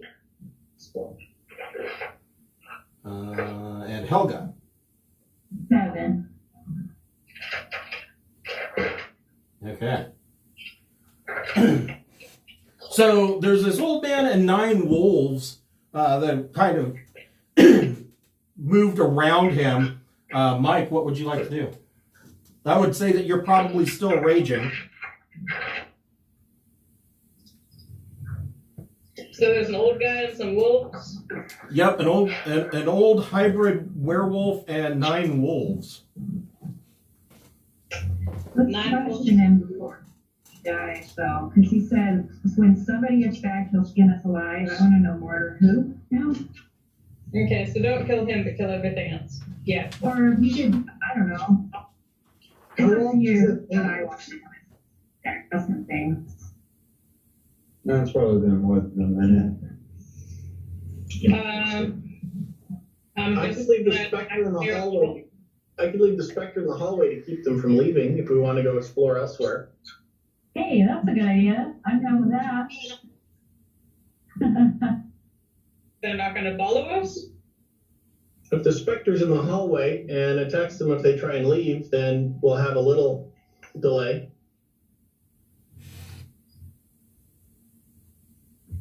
I suppose I'll delay until other people do things. Michael's not the brain of... Okay, so you're gonna hold or ready your action. Yeah. Okay. All right. Well, he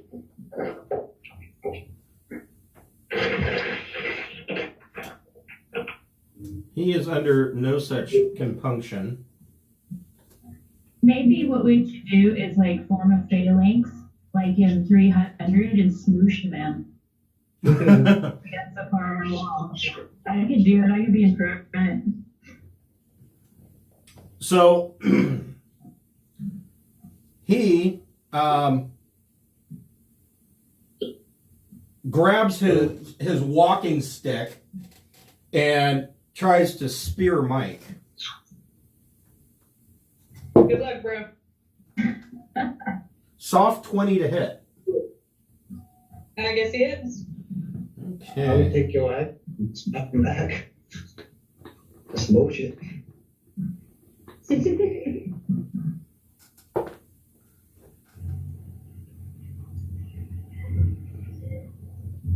For 6 points of piercing damage. And as he stabs Mike, he says, I wouldn't bite the likes of you and pass on our blessing. Can I smack him upside the head with my axe? On your turn.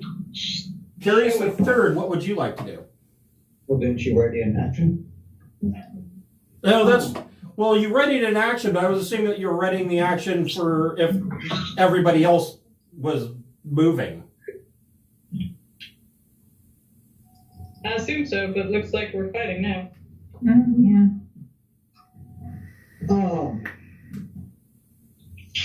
What the hell am I gonna do? So are we fighting these things or are we leaving? He started it. Does he know where the kids are? That's all I care about. Like, where are the children, kind of thing. I don't need to wait for my turn to yell something like that, do I? Imagine. No, it would be a free action. Yeah, that's all I want to do. Yell, like, where are the children? We can subdue him and not kill him. That's true too. Well, I don't know. I only really like stuff. Well, here's what I'll do. I'll step back into the hallway. Okay. Like, trying to my way to the back of the party. And then I will cast Maximilian's Earthen Grasp on at a space near him. Okay. Sweet. So, does he get a save on that?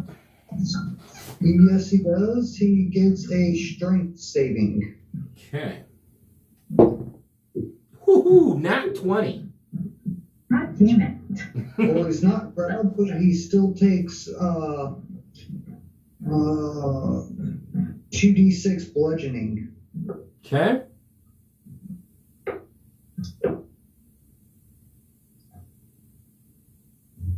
Yep. Yeah, he'll take half of that. 6, 3.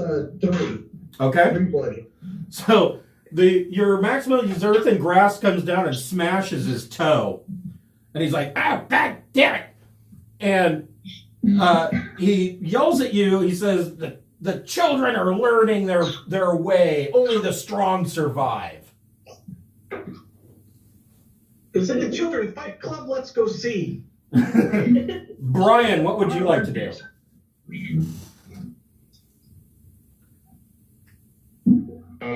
I will ready an action as well. We need to figure out what we're doing. Seems like we're of two minds. Well, I mean, it's up to you guys. So. Well, I'm big mad now. I'm like, get him! He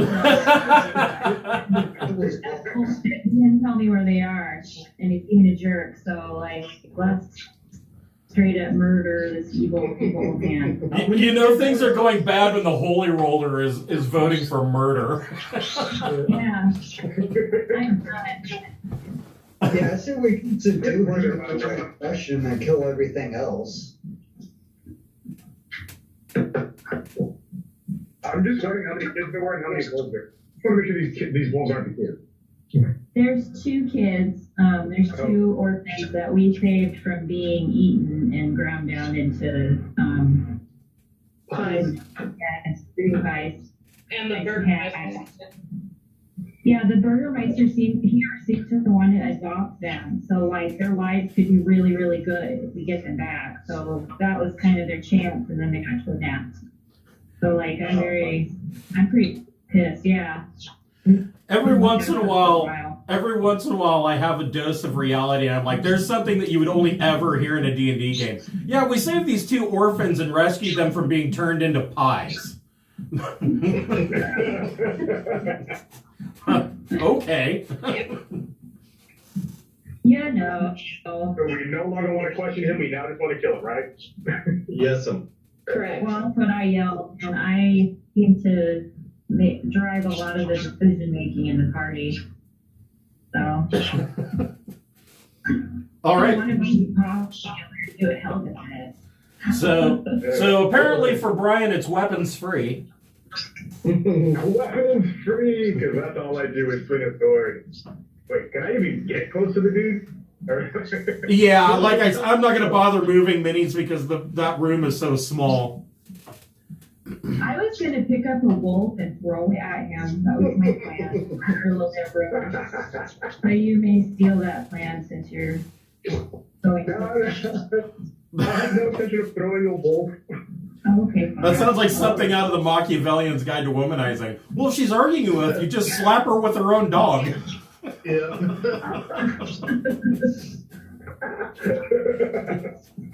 Alright, well, I'm gonna go with the 2-weapon attack option. Seems like that's a good one for me. Yeah. And it is 15 to hit. Yes. Alright, where did I put that in? And 6 damage. Okay. Your next attack. 15 hit again. 8 damage.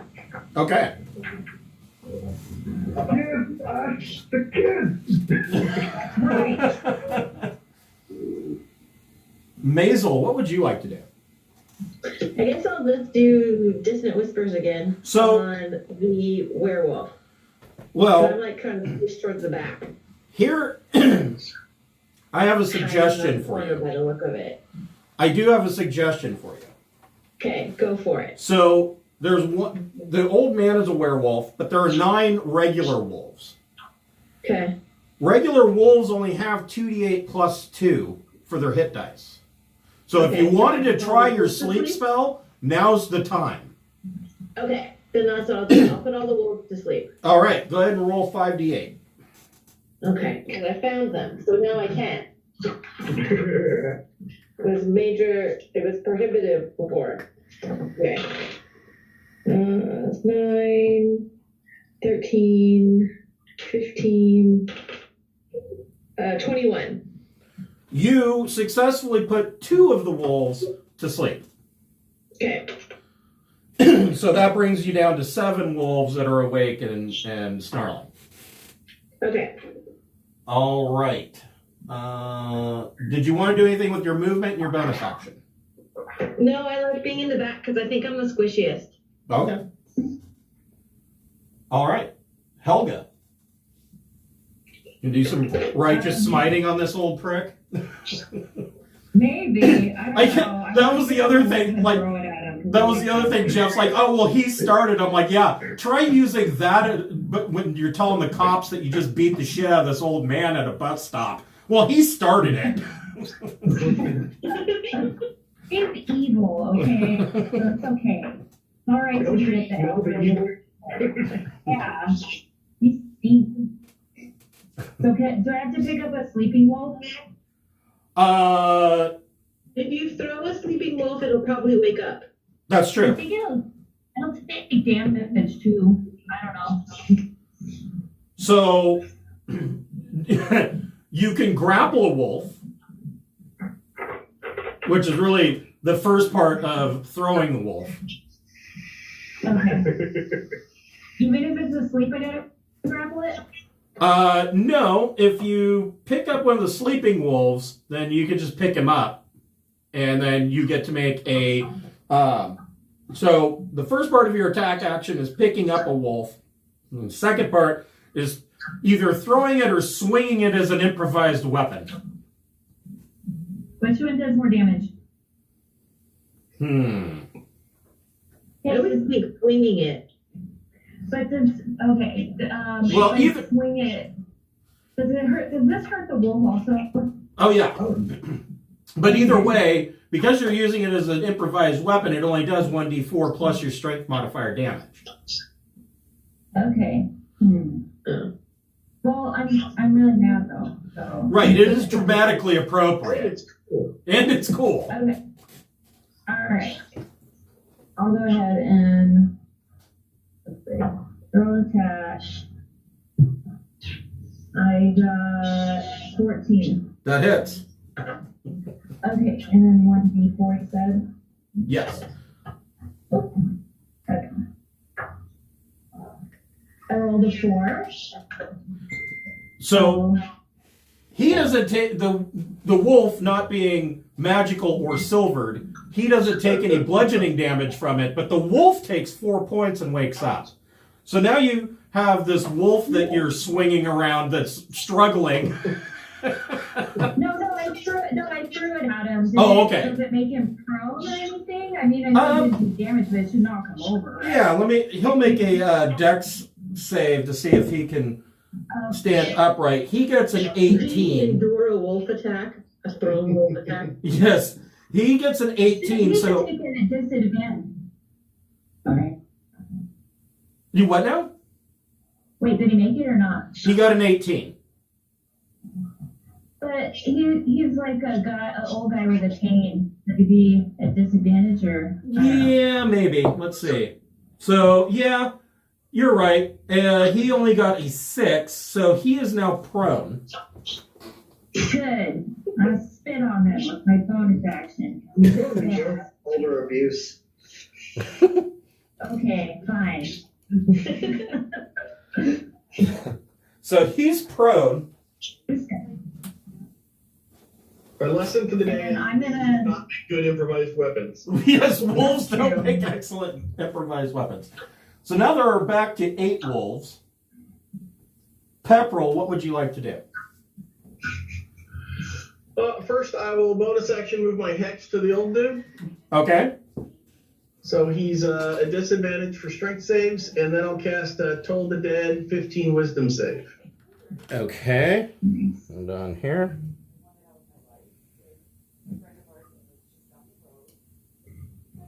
I used to Toll the Dead. I remember that. Okay, so now he's hexed and prone. And then what were you going to do? Toll the Dead 15 Wisdom save. Okay. Because he's taking damage, right? Yes. Yep, he only got an 11. Okay, 2d12. Nice. 4 points plus my hex. I rolled crappy on the 12s. 7 points on the hex. Okay. All right. He's not looking real good. What about your Spectre? Yes, I'll have the Spectre move through the crowd and attack him. Okay. Plus 8. Does a 17 hit? It does. So he's prone anyway. I should roll Yeah, advantage. he gets advantage. The Spectre has advantage. It's a higher roll, but not a nat 20. So 3 dice 6. 9 points plus con DC 10 to reduce his hit point maximum. Okay. Oh, nat 20. So Why he is still that takes the 9 points. All right. I don't know. I'm liking this dice today. The 8 wolves, 2 of them are going to attack Helga. Bring it. She did, after all, throw them. Yes. Throw one of the mothers. Yeah. The first one's going to try to bite you with a nat 20. Well, yeah, that is. For 14 points of piercing damage. The second one's going to bite you. 22 to hit. Wow. I would like to use one of my brace maneuvers on that second wolf. Okay. So 7 points. It should be within 5 feet of me, right? Correct. And it did 7 points of piercing damage. Okay. But what maneuver are you doing, Brian? Brace. It moved within 5 feet of me to go after her, right? Correct. All right. So I'm going to expend one of my superiority dice and make a weapon attack against the creature. Okay. That wolf. And I got 16. Yes, that hits. Sweet. All right. And the damage is 20. Wow. Nice. So that's now a dead wolf. So that's a Bye-bye. superiority die on that one. Thanks, dude. All right. And no, you're not talking to the party. Stop that. 2 wolves are going to attack Brian. They are. One's going to miss with a 12. The other one, misses with an 8. One wolf is going to attack Mike. They saw better on the back. Say what? Misses Mike with a 12. One is going to attack Pepperell. 19 to hit. That does. Okay, for 8 points of piercing damage. Okay. And then one is going to attack Maisel. Yeah. What did I do? Nothing. 12 probably misses. Yes. And then the last one is going to attack Carice. And misses with a 7. Ah, Well, that's some heavy duty rolling. My dice is changing color. All right. We are back to Mike.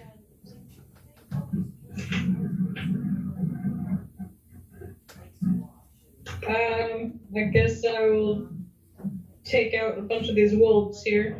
Okay. Yeah, thin the pack.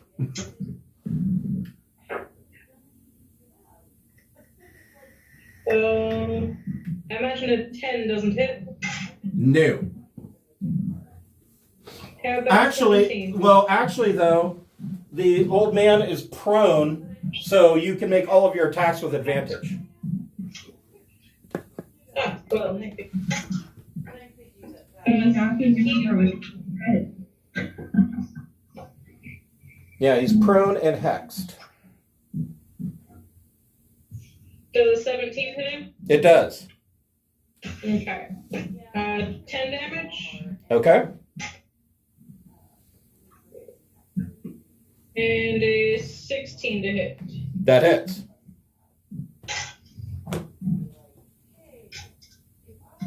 7 damage. Okay. Do you have one more attack because you're still hasted? no. Okay. Okay. Duration started.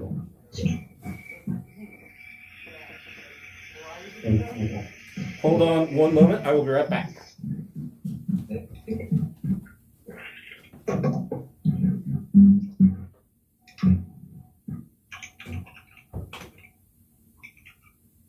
Because I can give you haste and stand in the back and cast a little firebolts and those spells as needed.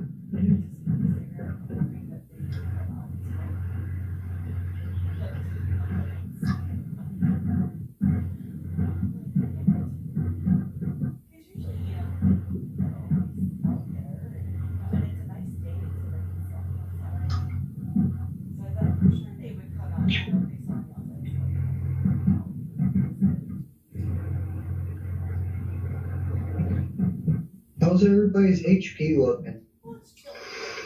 I'm fine. I have 1 temp hit point left, and then I'll end in normal hit points.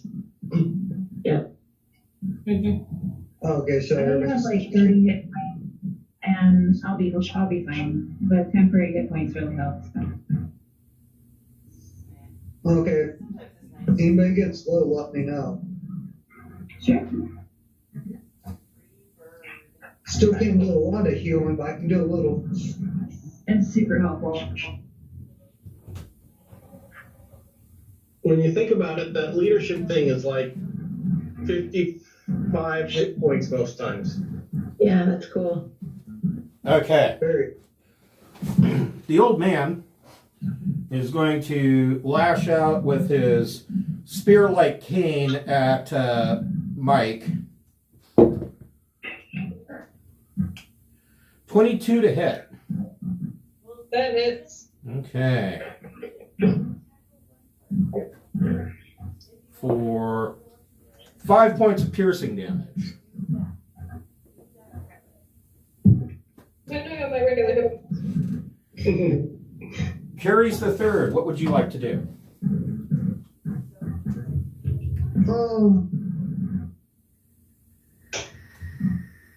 I am going to.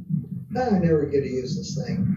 In fact, I forgot how to use it. I'm going to pull out my Black Mace of Terror. Oh, okay. And I will expend 1 charge against the wolves. Don't remember how full it is, so I know I get. They get terror for 10 rounds. Hold on here. Let me take a look at it. Each creature of your choice. Right, more detailed about that. Yeah, so it's each creature of your choice in a 30-foot radius. So you could essentially get all of them. What was the radius? 30 feet. 30 feet. Yeah. Yeah, I will hit all of them that I can and expend 1 of those charges. Okay. Yeah, so the wolves are probably going to fail this. Yep, the wolves fail with an 8, and the old man fails with a 9. So they are all terrified of you. When you looked at that, what did it say the DC was? 15. 15?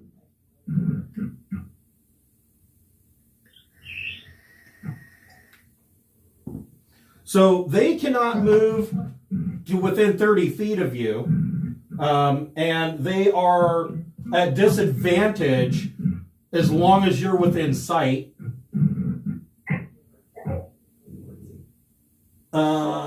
Yeah, that's pretty brutal.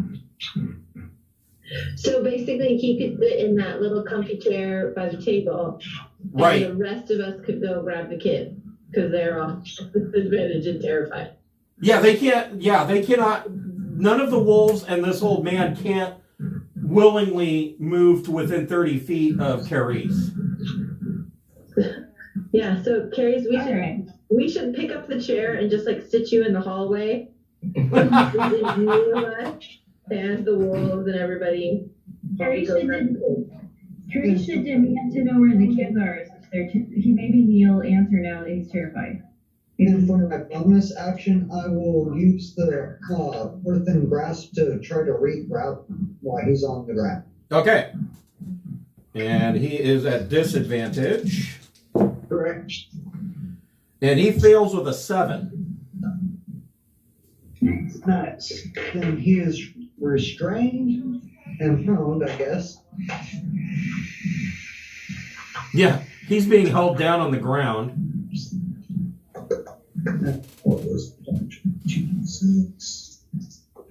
A nice combo. 10 damage. How much damage? 10 bludgeoning.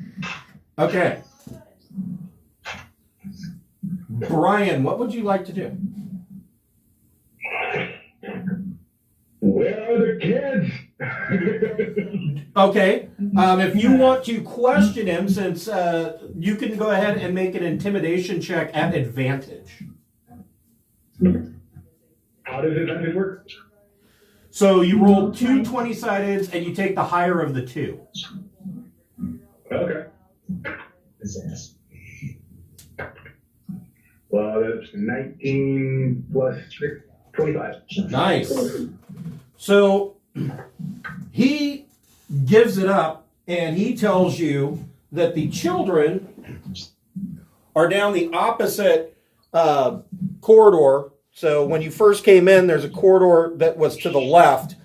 And he tells you that at the end of that corridor, there is a secret door that you can go through, and there's a stairwell that climbs up to the ledge that overlooks, and that up there, Kirill, the pack leader, forces captured children to fight one another with spears until there's only one left, and when there's one left, they then bite him and turn him into a werewolf, and that guarantees the strength of the pack. Oh, shit. Let's run that way. Guys, I think we should run that way. Yep. Jeff was right about the Children's Fight Club. He was. Call it now. He did. It's not a fight club. Yeah, that's right. Okay, let's go over there. Okay. This guy's old and injured and humiliated, so. All right, so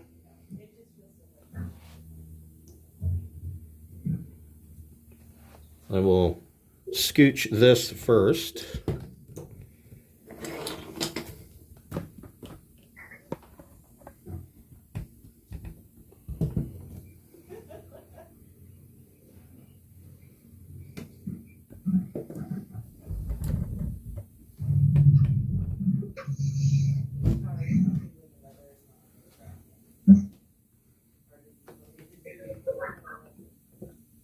There is a secret door. Nice. Secret door. Oh, that's cool. That's cool. It's not a secret anymore. One guy was blabbing all about it. He was under duress. Yeah, that's fair. And he was old, so can we really trust what he said? He could be senile.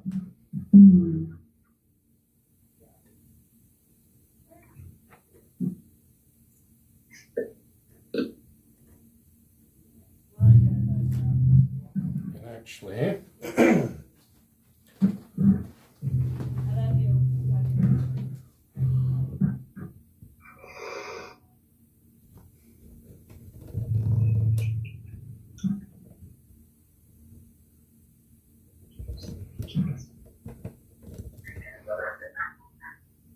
That's great. Yep. okay. So I don't have any children, so the children will be represented by 2 little goblins. Sounds about right. That's accurate. Yeah. Accurate. As an elementary school teacher, I can confirm. Can confirm.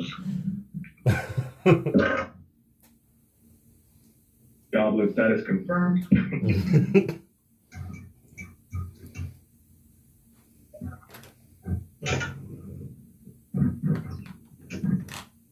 Okay.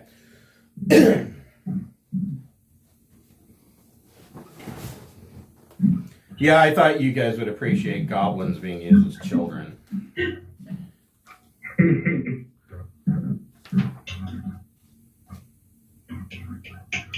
So you come into this room, there are 4 werewolves. One of them seems like he's a little bit bigger than the rest. And that one is right here in the corner. All of them are in human form. And they are cheering on these 2 children that stand in a 20-foot diameter ring of stones in the middle of this cavern that is open on a ledge to the mountainside. Within the ring, you can see that below the children's feet there is spattered blood and small gnawed bones. And lying on the ground outside the circle are several spears stained with dried blood. And they are cheering on these children that are being forced to fight with spears. It is the 2 orphans that... Are they fighting? Anytime one of the... So they're very hesitant. They're trying not to fight, but whenever they fail to do what they are told, they are poked with a spear and pushed back into the circle. I'm going to see if the werewolves see you. They do.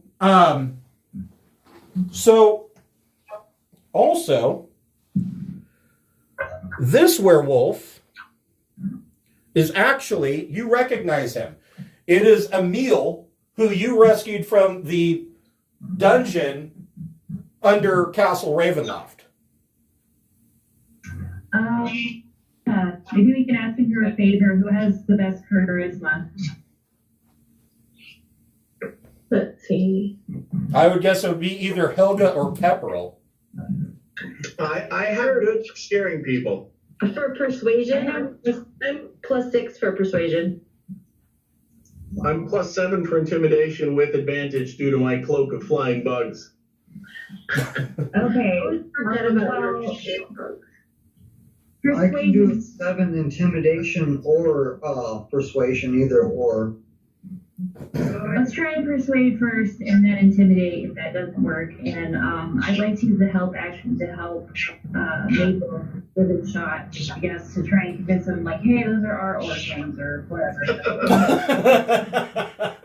We welcome her. Yes. We call good on these kids, they're mine. I'm going to say that remember us, we're the dungeon rescuers. We rescued you from the dungeon. Guess what we're here for? So, Emil, go ahead and make your persuasion check with advantage. With advantage, okay. Nat 20, so 26. Nice. I So- got my heavily eyelinered eyelashes. Tim. So, Distraction purposes. Emil reaches over and he grabs at his at a female, and he turns to you and says, "If you help my wife and I destroy Kirill and put me in charge of the pack, you can have all of the children back." Okay. Sounds like this guy has no interest in abducting children for the pack, so that is a definite improvement. So let's install a leader via a violent coup, I guess. Okay. Go for it. I'm down. And Kirill is snarling and pissed off, and he and 2 other werewolves change into their hybrid form. Everybody roll initiative. Right.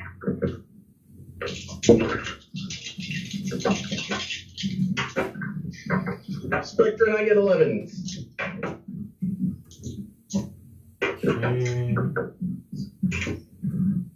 Okay. Maisel, what'd you get? 17.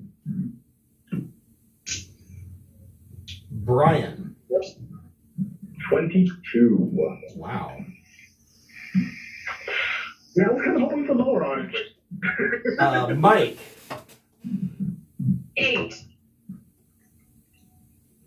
Carries the third. 18. And Helga.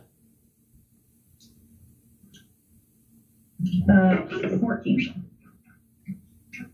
Okay. All I do is swing swords. Why are you guys want me going first? Because you swing swords. Touche.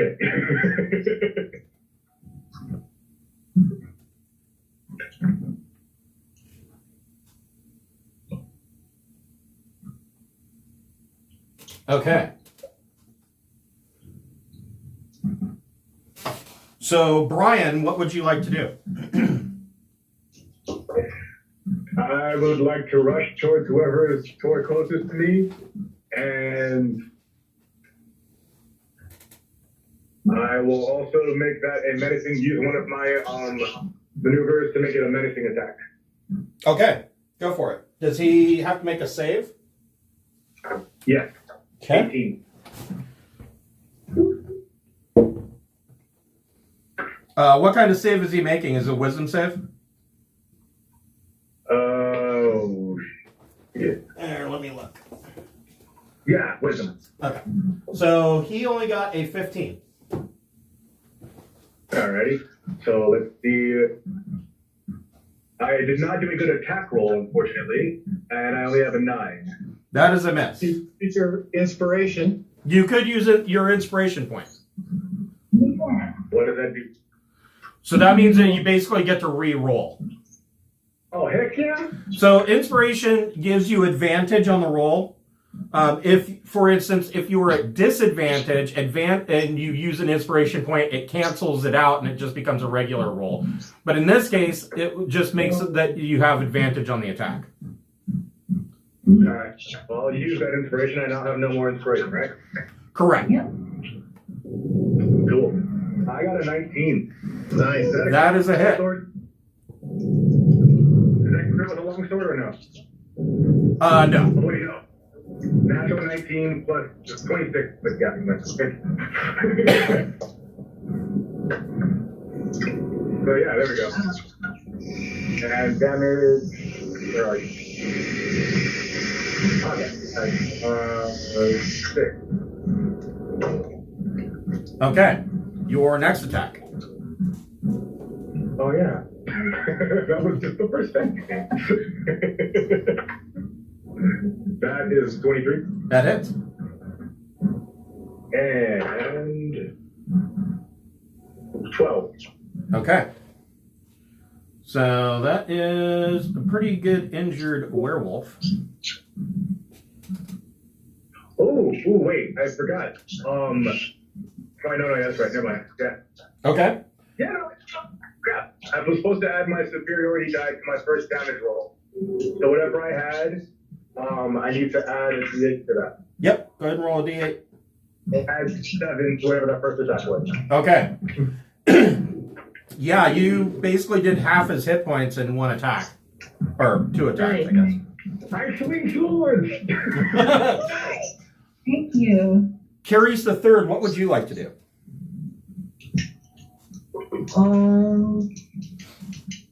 Let me see what spells are left.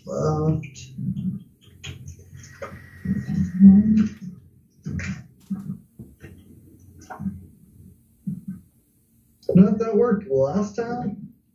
Wait, how many werewolves are we fighting? Just 3. the 2? There's 3. Oh, there's 5. I'm using one mini for Emil and his wife. No, I still have it out from the last room, so I'm gonna go ahead and use a second charge with the hammer. Okay. Bad dogs, as I hold up my hand. So you're going to move into the room and hold up your mace? Is that? Yes. Okay. Let's see what the werewolves get.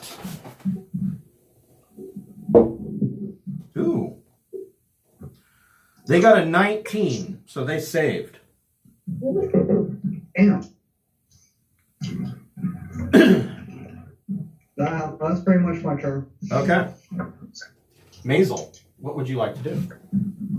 I would like to cast Shatter. Ooh. With, it looks like there are 2 werewolves, like, sort of behind the children, separate from the party. Correct. So I would like to angle it so that my 10-foot circle is hopefully grabbing both of them. If I put it in between, do I catch them both? It's a 10-foot radius. You would. Can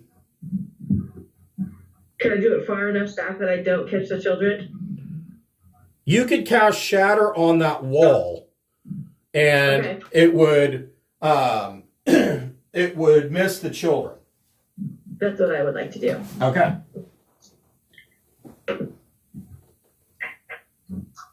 Okay, and it let's see. Yeah, I know Shatter's a wicked spell. Let me look it up. It's 4d8 thunder damage. Let's see here. Ooh, that is nice. So they have to make a Constitution saving throw. Right, and it's 14 because I am a weenie. So they got a 17 to save. Okay, so then that's half. It would be half damage. So 14. Okay, Jesus. Nice roll. I Yeah. know. Yeah. So Saving the day. It's great. I really wish they hadn't made that with save. you cast Shatter, and they both, Kirill and his bodyguard, take 14 points, and this wall explodes outward, and there's now a hole here. That nothing scary comes through. That's right. It's a bunny. It's just. Yeah, bunnies come out. No, there's a the wall exit for us. That's all. There's nothing that comes out. The end of Who Framed Roger Rabbit. We just get to have the sunshine and the Yes. the wall explodes outward, and Maybe they run it's away. just a cliff on the other side. I don't know. Okay. It's Sparta. Does anybody have anything that'll push them out? My foot. Helga, what would you like to do? Falling using magical bludgeoning, so they really won't be hurt when they fall off the cliff. Right. Can I get back up though? I don't know. Okay, so I'm done with my turn. Okay. Helga, what would you like to do? I would like to smite the few. Nope, sorry, you broke up a bit there. I'm gonna use my silver shadow axe to attack the big bad. I guess if I can get to him. You certainly can. Okay, let's do that. Okay. Oh my gosh, she goes right for the leader. Screw everybody else. I'm going to kill this guy. Yeah. Well, I'm mad. This is bullshit. I can yell at the orphans so that they stop fighting, right? Oh, yeah. I know we're gonna save them. Oh yeah. Yeah, because I don't want my orphans all scuffed up when I take them back to the nobles. Yeah, their warranty's expired. So I rolled a 19 to hit, and I think I'm at level slot for divine smite. I just added on the dice, right? so if you're level 1 spell slot would give you an additional 2d8 damage. And then if I do it on a second level, does that give me a 3d8 additional Correct. damage? Correct. And you can use spell slots up to a maximum of 6d8. Wow. Yeah, I'm just gonna do a second level one, so I'll go on like d8s and then like the total. Okay.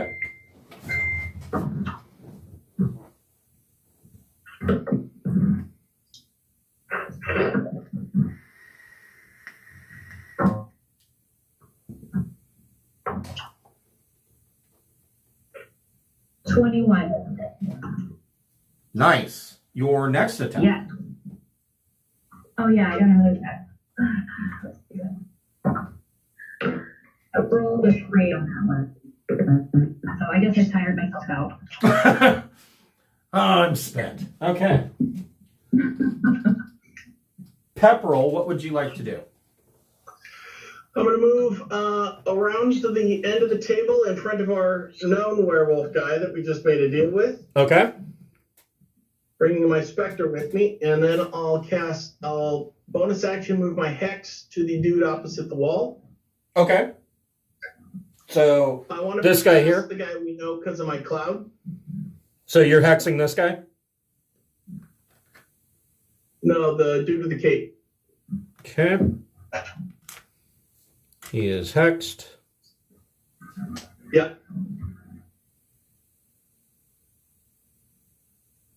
I want to be on the other side, down screen of the table, so I'm not adjacent to the guy we made a deal with. Oh, so like here? Yes. Okay. Yeah. Lightning lure on him. DC 15. Disadvantage on strength saves. Okay.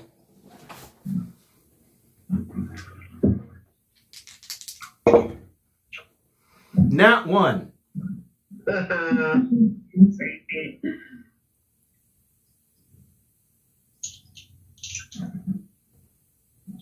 So 10 lightning plus the hex. 3 more on the hex, and then my Spectre will attack.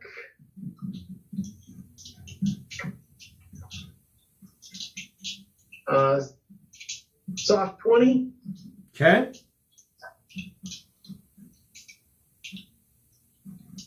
For 10 points plus con DC 10 for hit point reduction.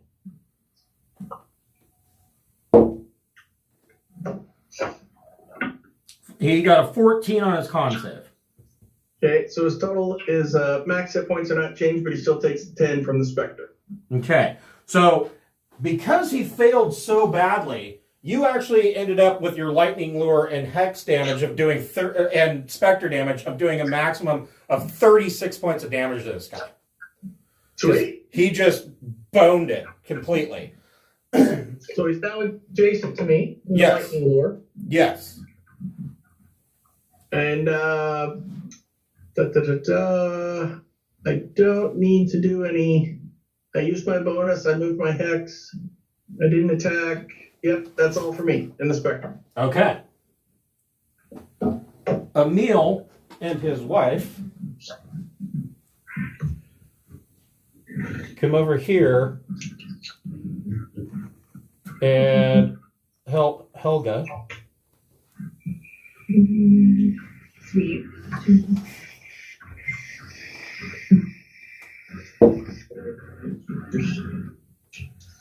Emil hits with an 18 and his wife misses with a 9.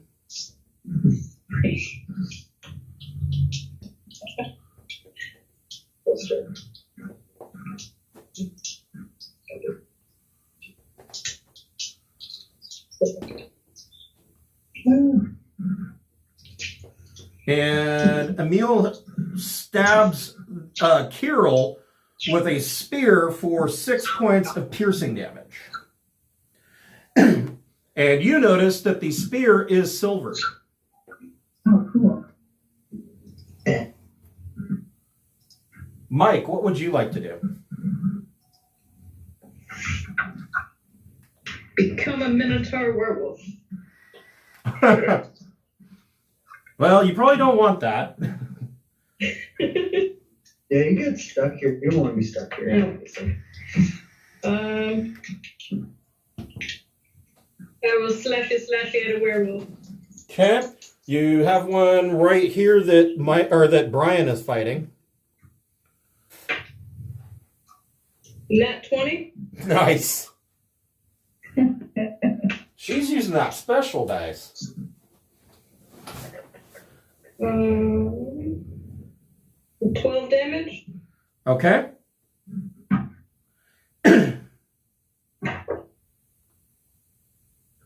14 That hits.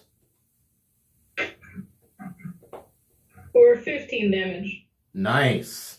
So, on your second swipe, after what Brian did to this guy, this werewolf drops to the floor. I snort at it in derision. All right. The werewolves. Kirill is going to claw Emil.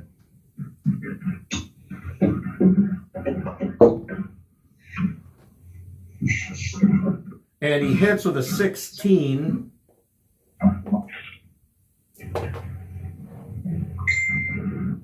Doing 8 points of slashing damage to Kirill, or I'm sorry, to Emil. The hexed werewolf is going to attempt to slash at Pepperell, but he's at disadvantage, so that's going to suck. He misses with a 7. Sweet.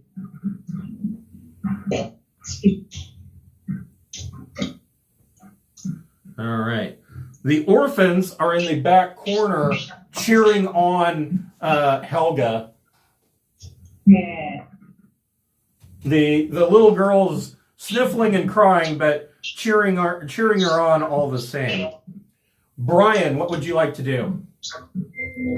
The one next to me is done now? Yes, Mike just buried her axe, or Mike buried his axe in his skull. Mike got messed up. Okay.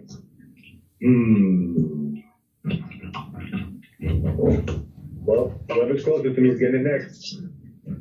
So there's Straightforward first. the one that Pepperell has hexed, and then there is the one that Helga and Emil are attacking. I guess I'll fight the X one. That sounds fun. All right. Make your attacks. 25. Oh, yeah. My silver longsword.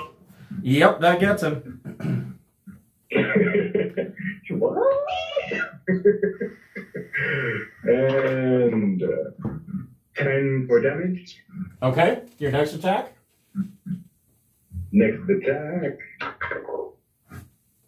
That 6 plus 13.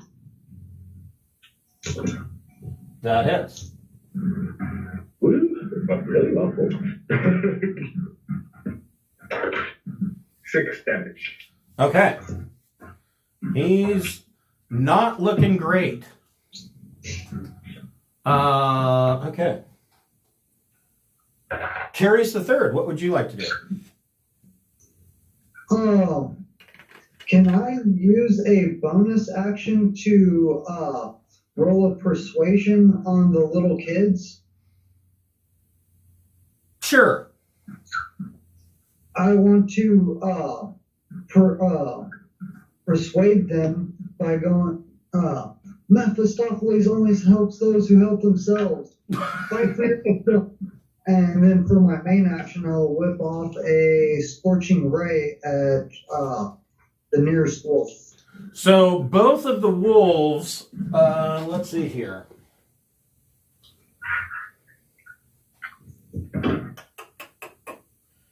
If you moved here, you could make your scorching ray attack without disadvantage. That will work. Okay.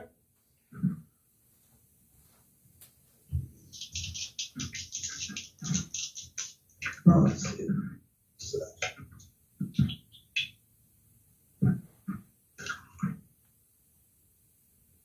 Let's see. The lowest one's going to be a 16. That's a hit. Cool. All 3 hit. Fire, fire, fire. I think you might burn this guy down too. Well, 5, 4, 9. 19 damage total. Yikes. Okay. So this guy is lit on fire and falls out of the hole that Maisel created with Shatter and just bounces down the mountainside. Smells like cooked wolf in here. Yes. It smells like burnt dog hair.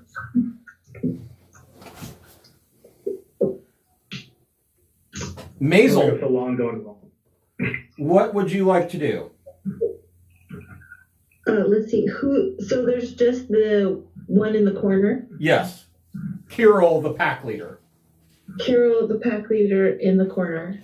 I know it's boring because I do it over and over again, but I guess I'll just use Dusnet Whispers again. Okay. How bad is he looking? He's pretty beat up. He's about halfway down. Okay, then I'm gonna cast if it's only halfway. I'm gonna cast it at level 3. Okay. Well, he fails his save with an 11. Sweet. That's 19 psychic damage. Ouch. He is still standing. Ugh. Barely. Is there anything you want to do with a bonus action or movement? Let's see. No, I think I'm good. I think I'm gonna hold back. Okay. Helga. Let's hit him with the silvered axe. Okay.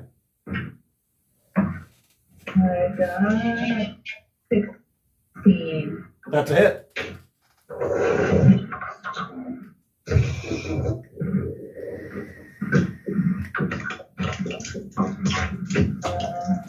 More points of damage. How much? 4. Okay. Go ahead and make your second attack. I got 15. That's a hit. Oh. And 2 more points of damage. So that is one more than he had left. You bury your axe in his chest and drop him. Good. So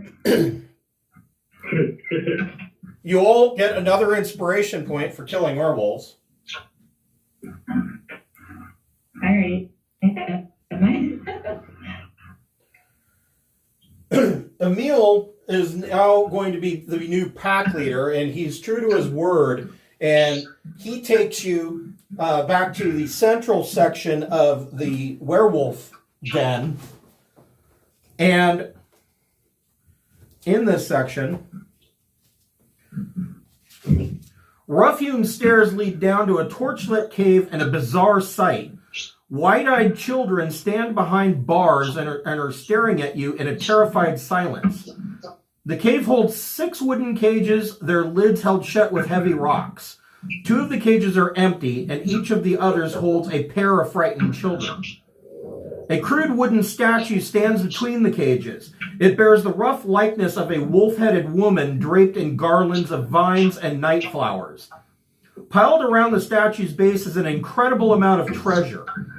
A woman in shredded clothes kneels before the statue, and behind the statue, 2 maggot-ridden corpses hang from iron shackles bolted to the wall. Ew. Ew. Emil leads you in, and he tells the woman that's kneeling before the shrine that he's now the pack leader, and she can either follow him or leave. And he says that he will give her a 1-day head start before he orders the pack to hunt her down and kill her. And she agrees to stay, with the pack for obvious reasons. And Emil reaches down. So Helga, make a religion check. Alright, let's see this. 15, 16. Yeah, 16. So you realize with a 16 that this shrine is a crude representation of Mother Night. Ooh, that's like the enemy of the god that I worship, huh? Right. So there's basically two gods that are worshipped in Barovia. There's Mother Night, and then there is the Morning Lord. Mother Night, in your estimation, is a ancient representation of the goddess Shar. Okay. Emil reaches down into the pile and he pulls out a tome. And he tells you that he brought this tome with him back when you rescued him from Castle Ravenloft. And he hands it to you. Oh, we need that. And it is the tome of Strahd. It is basically Strahd's diary. Because all emo kids have a diary, right? Yeah. And so I will read a passage from the Tome of Strahd. I'm ready. Cool. I am the ancient, I am the land. My beginnings are lost in the darkness of the past. I was the warrior, I was good and just. I thundered across the land like the wrath of a just God.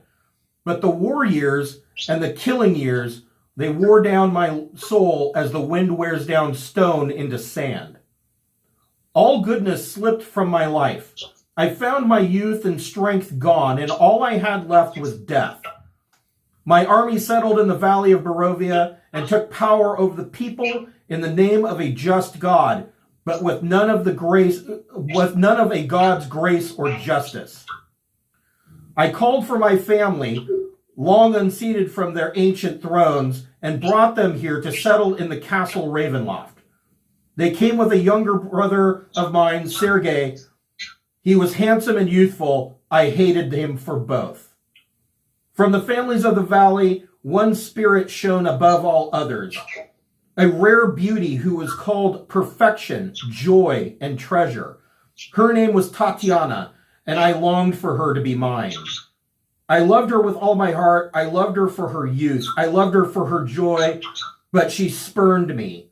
Old One was the name I was given by her. Elder and brother also. Her heart went to Sergei. They were betrothed. The date was set. With the words that she called me brother, but when I looked into her eyes, they reflected another name, death. It was the death of the aged that she saw in me. She loved her youth and enjoyed it, but I had squandered mine. The death she saw in me turned her from me, and so I came to hate death, my death. My hate is very strong. I would not be called death to you. I made a pact with death, a pact of blood. On the day of the wedding, I killed Sergei, my brother. My pact was sealed with his blood. I found Tatiana weeping in the garden east of the chapel. She fled from me. She would not let me explain, and a great anger swelled within me. She had to understand the pact I made for her. I pursued her. Finally, in despair, she flung herself from the walls of Ravenloft, and I watched everything I ever wanted fall from my grasp forever. It was 1,000 feet through the mists. No trace of her was ever found. Not even I know her final fate. Arrows from the castle guards pierced me to my soul, but I did not die, nor did I live. I became the undead forever. I have studied much since then. Vampire is my new name.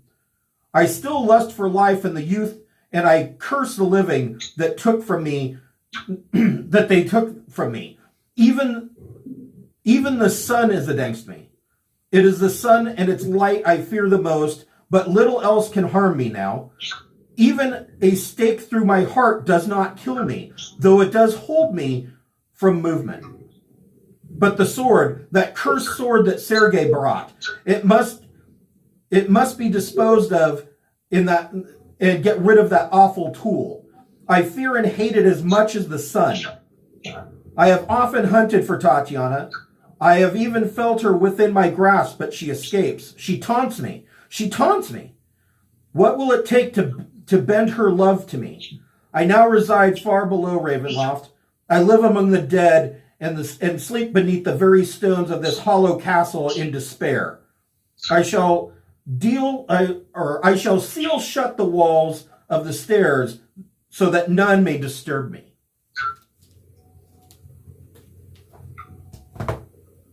What a whiner. Total emo. No means no, man. So, the first time that I ran this campaign, they found the Tome of Strahd in the castle, and Nelson pissed off Strahd to the point where Strahd was almost weeping, and then he picked up the Tome of Strahd and threw it at him. Shut up, you emo. You want to write about it in your journal?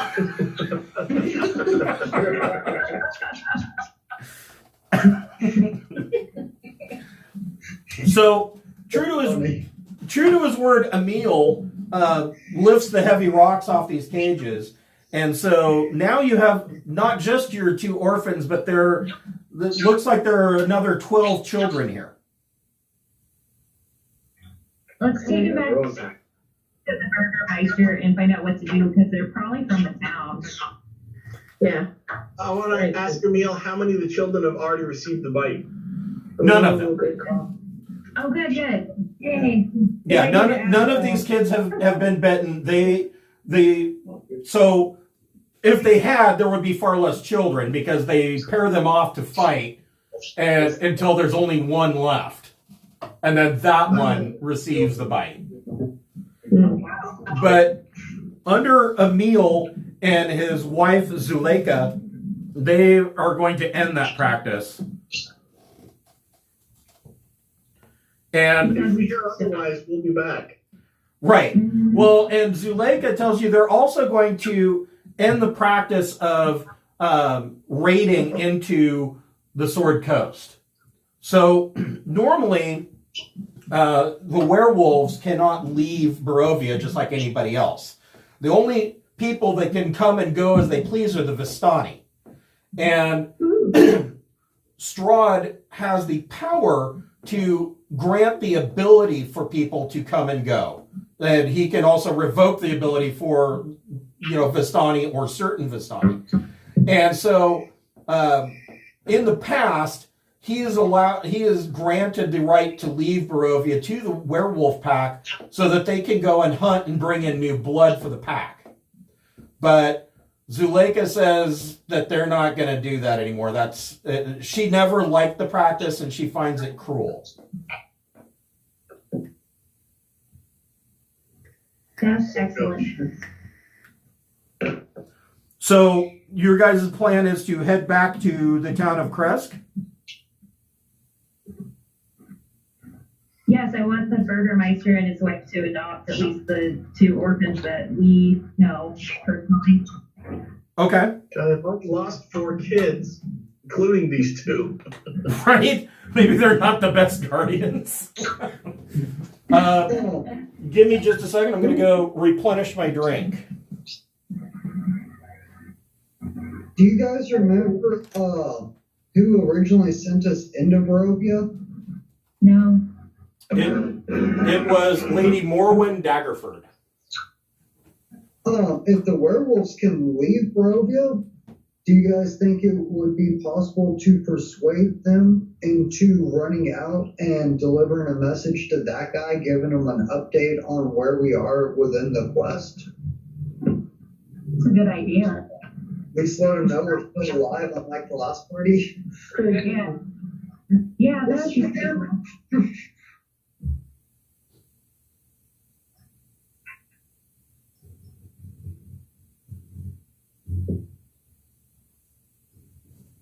So with the events of Emil taking control of the pack, Strahd is not going to allow the werewolves to leave Barovia anymore.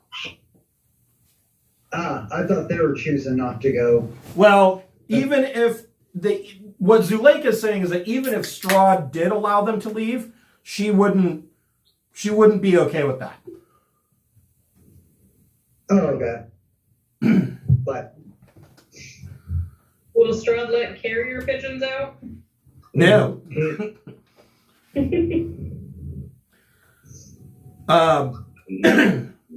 So you get back to Krezk.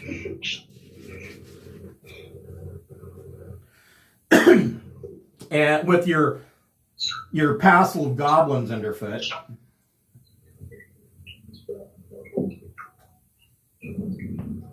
Spreading their germs all over the town. Because that's what children do. Yep.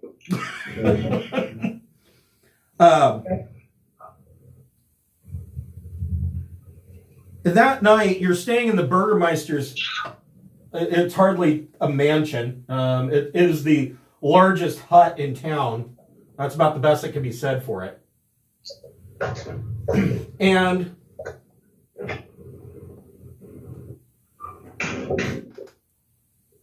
a woman from a nearby cottage comes over and is banging on the door late in the evening. And Anna gets up and comes out and answers the door. And when she answers the door, the woman says that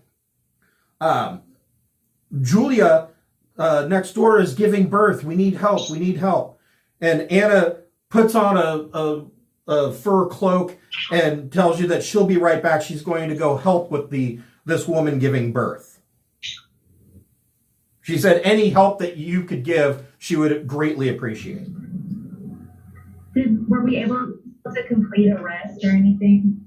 Or Yeah, we could say that you got back in time to complete a long rest. okay, I'll go help. I like babies. I don't think Mike would make a good nursemaid, so Right. I'm just gonna hang out. Yeah. So I'll go along. okay. So you guys go over and this woman is indeed, in labor, and the local midwife is named Kretiana, and Anna and Kretiana are helping her, and they are successful in Julia giving birth, but you immediately notice that the baby is not crying. Although the baby is moving and seems to be breathing fine, the baby's just simply not crying, and it just seems to stare off into space. And Kretiana turns to Helga and says, "Oh, it is so very sad. The child, he has no soul."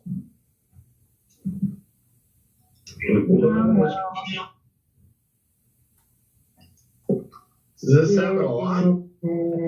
I mean, are they a ginger? What's going on? So It's because there's a finite number of souls in Barovia, and so some are born soulless because no new souls come in. They're like recycled people. right. Yeah, and Kretiana basically tells you that she was raised to believe that newborns are soulless if they don't cry. And she's come to believe that most Barovians lack souls.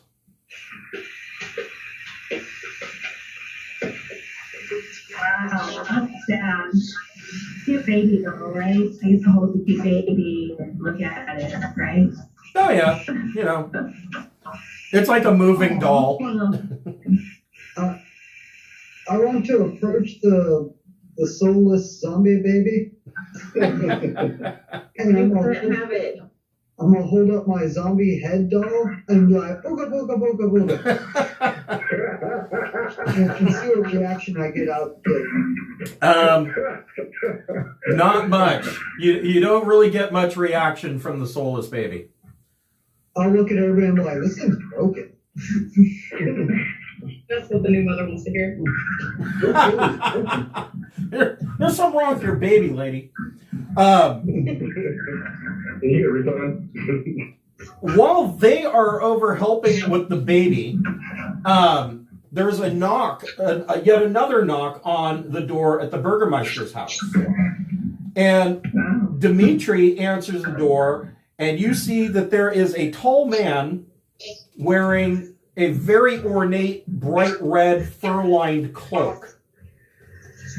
And he tells you that, or he says, you hear Dimitri say, "Oh, Abbot, I didn't realize that you had come down into the town." And the abbot says, "Oh, there's no need to bow before me. I have just recently learned that your son Ilya died recently." And the burgomaster says, "Yes, that is true. We've been childless, and it will be the end of the Krezk line." And the abbot says,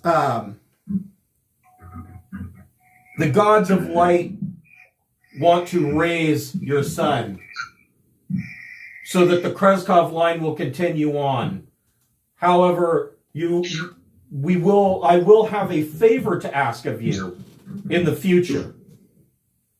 And Dimitri is excited by this news and says, "Well, what do you request of me? What do I need to do?" And the abbot tells him, "I need you and your wife to find me a beautiful wedding gown."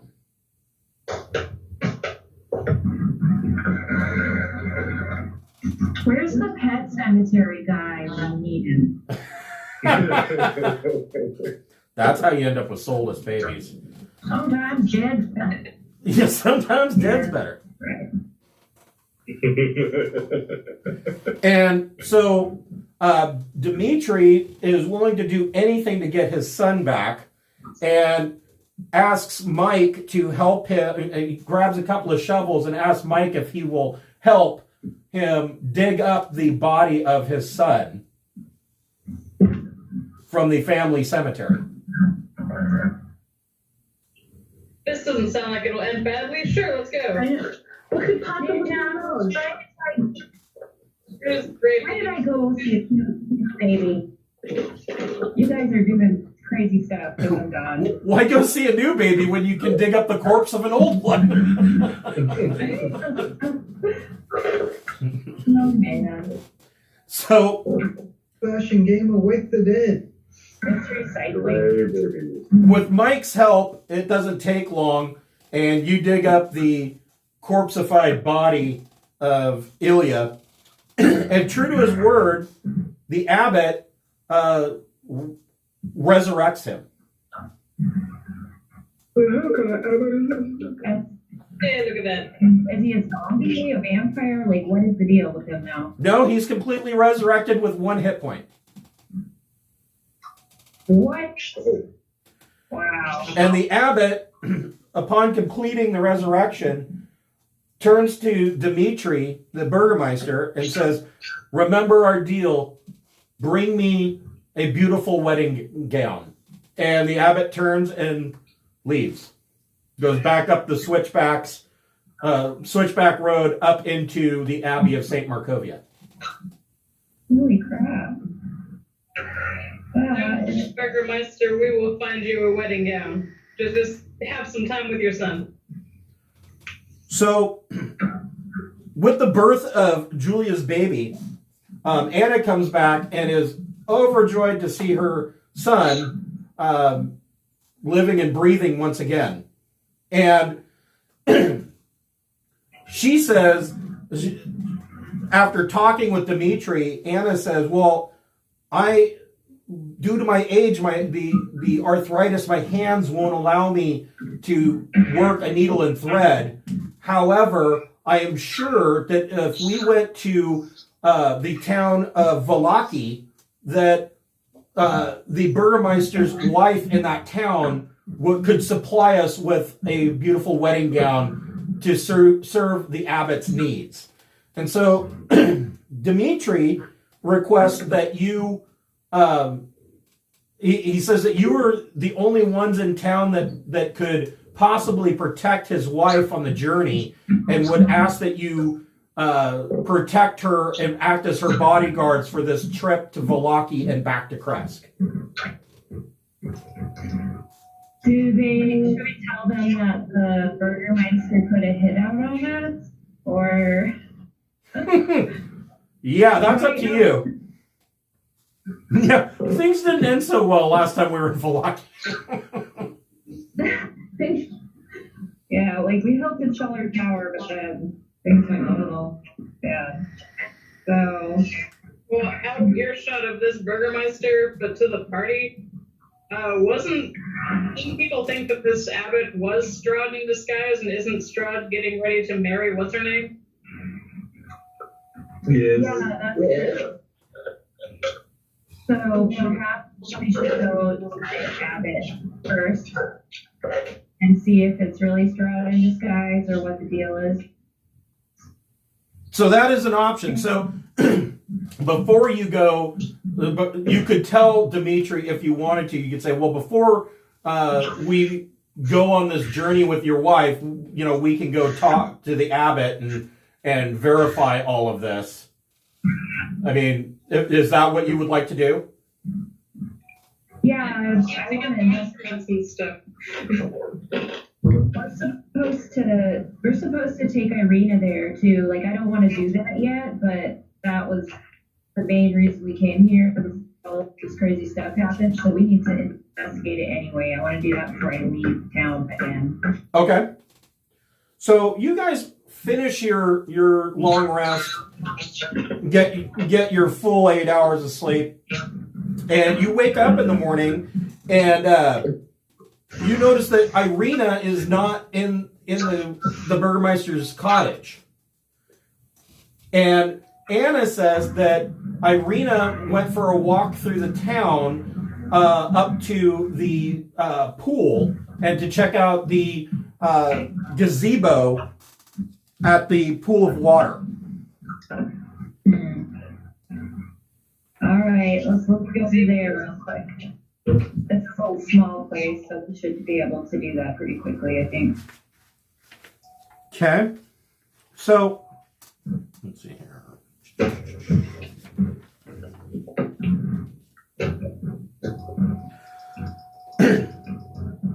So, even under gray skies, the pool at the north end of the village shimmers and sparkles. Near its shore sits an old gazebo on the verge of collapse, a wooden structure so mournful, a wooden statue of a mournful, bare-chested man, its paint chipped and faded, stands in the gazebo with arms outstretched as though waiting to be embraced. The people around town use the pool for fresh water, but you have heard that the pool at one time was blessed, and much of its magic has faded. However, people who drink from the pool for the first time gain the benefits of a lesser restoration spell. And you see Irina standing at the water's edge. Everybody make a perception check.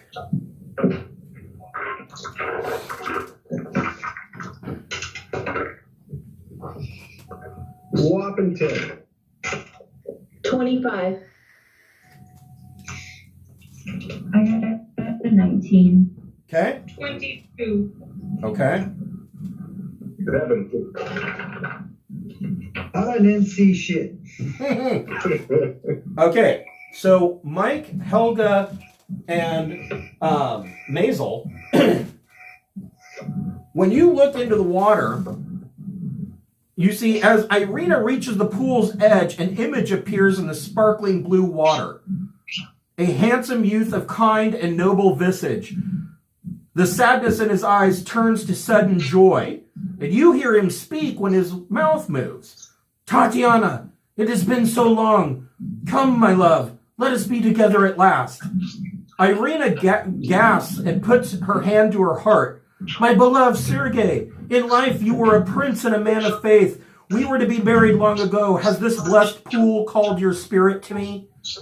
She reaches towards the water's surface, and a hand made of water rises up out of the lake and takes her hand. What do you guys do?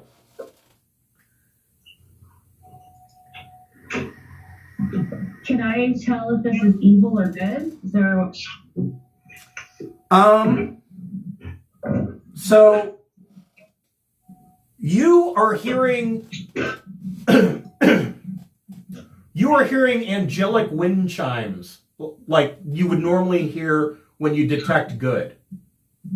Okay, so I will let other people, or the other people who are noticing this, know that I'm detecting good rather than evil from whatever entity is reaching out of the pool.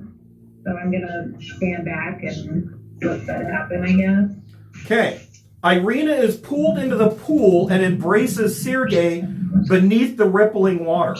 You've never seen a happier couple as they both begin to fade from view and disappear. Wow. Suddenly, a peal of... Save her? You what? Should we jump in and save her?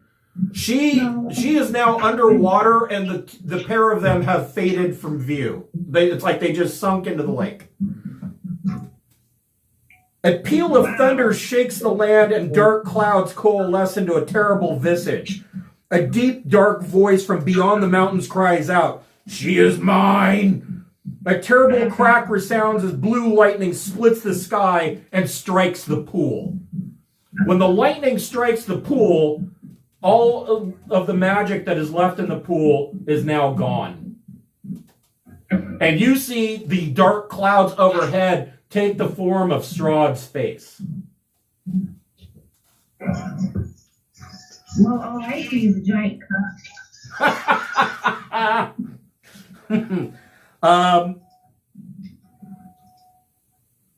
Helga, make a DC 17 dexterity saving throw. Dexterity. We're slowly becoming the thing. 10. So, no. I fail, right? So, the lightning strikes the pool, and it causes bolts to strike out and shatter the ground around you, and you take 34 points of lightning damage. Holy shit. Okay. Woo.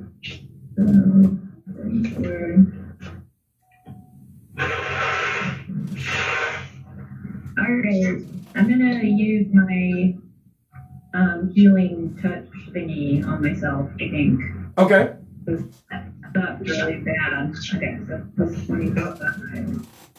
How is it with his HP? We just did a rest. Let's go start fighting. Okay, now I'm not in such a shape. Jeez. Barovia loves us. Helga, make an insight check.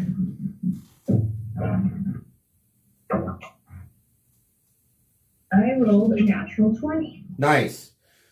So, Irina, you realize, was in the reason why Strahd has been after Irina is because she has Tatiana's soul. Sweet. But now she is with Sergei, and she is no longer in Barovia and is beyond Strahd's grasp, which means that Strahd's going to take the gloves off, and he now is thoroughly pissed off at you guys. Yeah.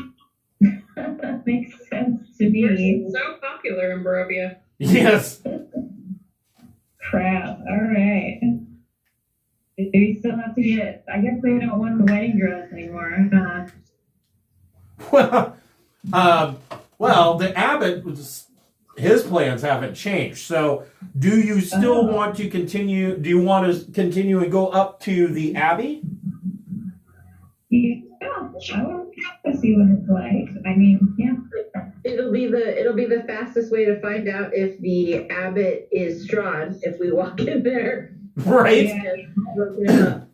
Everybody make a perception check.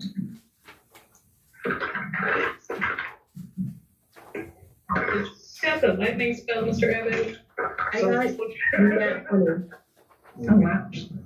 I got 15. 21. Wow, you guys nailed that. So, as you are heading through town to the switchback road that meanders up the hill to the Abbey, you notice that like all of these cottages in Krezk, they all have a small family plot, and you notice that several of the graves have been dug up, not necessarily recently, but you see that a number of these graves have been dug up and like people just stopped dealing with this fact. So there's now appears, that this guy who was buried, 5 years ago, according to his headstone, somebody came and dug up that grave. And there's several of these. So does the activity look recent, or does it look like... In some cases, it looks like the grave has been freshly dug up. In others, it looks like somebody dug it up, a year ago, and the villagers just didn't bother to fill it back in. But in none of them do you find a body. In all of these cases, you see that there is an open wood coffin, but there's no body inside. Is the abbot mixing Strahd zombies? Or something. Trading favors for resurrection, something like that. Best way to pay.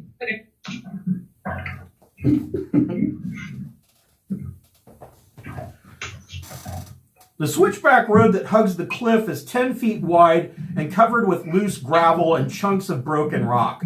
The ascent is slow and somewhat treacherous, and the air seems to grow colder as you rise to the top. And the sides of this road are dusted with snow. It is quite a bit colder up here than you are used to. It was cold in Krezk, but up here it's quite chilly. And there seems to be a bit of a breeze, and you can almost smell snow on the air, like the weather is going to be turning very soon. When you get up to the top, there appears to be a gate that leads into the walled compound of the Abbey. The road from the village climbs above the mist to the wide ledge on which the Abbey is perched. A light dusting of snow covers the trees and the rocky earth. The gravel road passes between two small stone outbuildings, to either side of which stretches a 5-foot-high, 3-foot-thick wall of jumbled stones held together with mortar. Blocking the road are iron gates attached to the outbuildings by rusty hinges. They appear to be unlocked. Viewed through the gates, the stone abbey stands quiet. Its two wings are joined by a 15-foot curtain wall. A belfry protrudes from the roof of the top of the closer north wing, which also sports a chimney billowing gray smoke.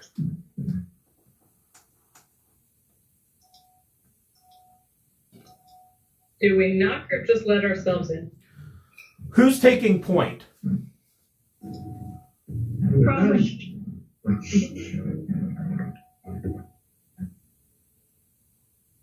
So, who? Me. Okay.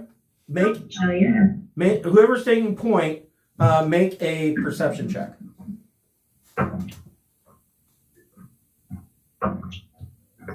19.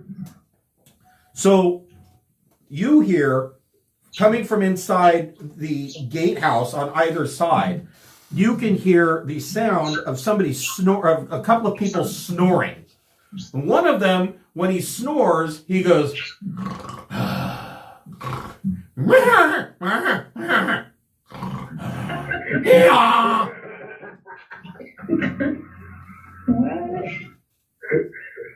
The other one just seems to be snoring normally.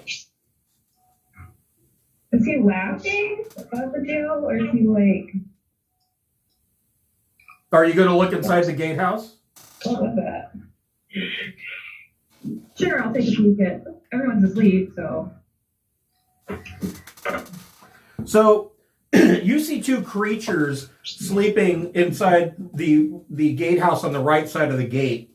They're sleeping on filthy straw pallets, and they are just messed up looking. So the one that is snoring strangely looks like he's about 4 foot 9 inches tall. He looks like he might be a beardless dwarf with patches of donkey flesh covering his face and body. He has one human ear and one wolf's ear and a protruding wolf-like snout and fangs. His arms and hands are human, but his legs and feet are leonine, and he has a donkey's tail. Who's been practicing alchemy?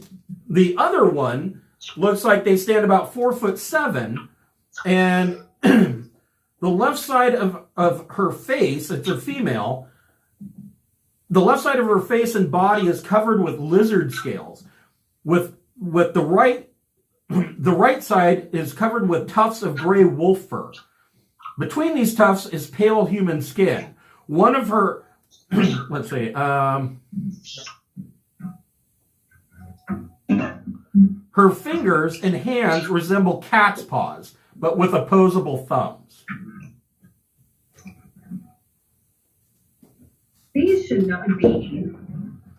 And they just continue to snore away. I'm sorry, what was that? They're like the weird duckfoot guy from Strahd's place. Well, Yes, these resemble exactly that. I forgot. Did we ever find out the deal with that guy or not really? You didn't really ask him. We probably should have. Like now, there's a bunch of these things I mean, around. I don't know how that conversation would even go. It's like, hey, dude, why are you so fucked up? I don't know. I don't know quite how that whole. Face, What the hell happened to your face? Well, depends. How good is my charisma? Okay, they're just people, probably, and things thrown together. He's like, I don't know. I'll let the rest of the party know what I found in there. Okay. I'm not gonna do anything. Okay.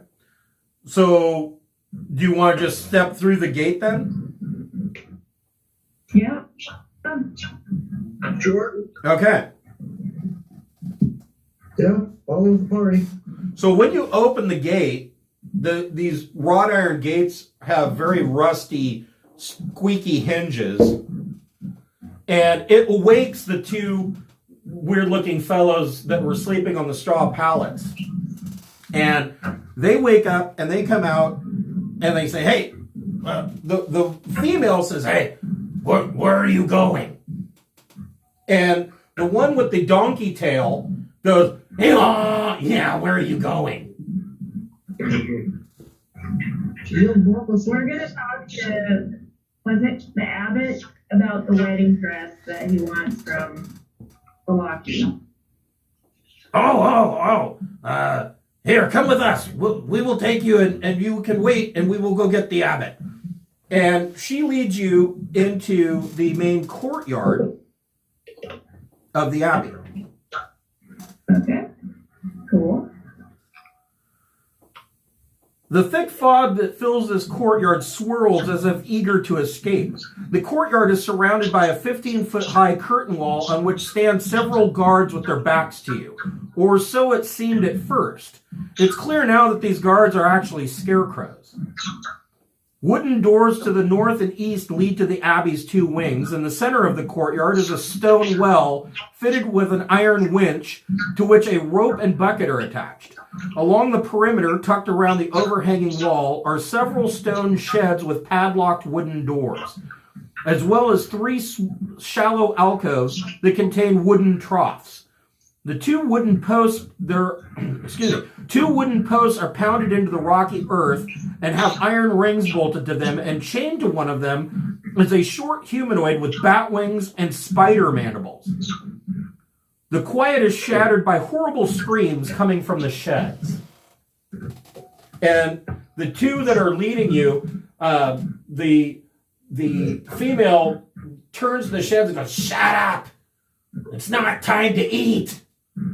And she goes, "Excuse them. They have no manners."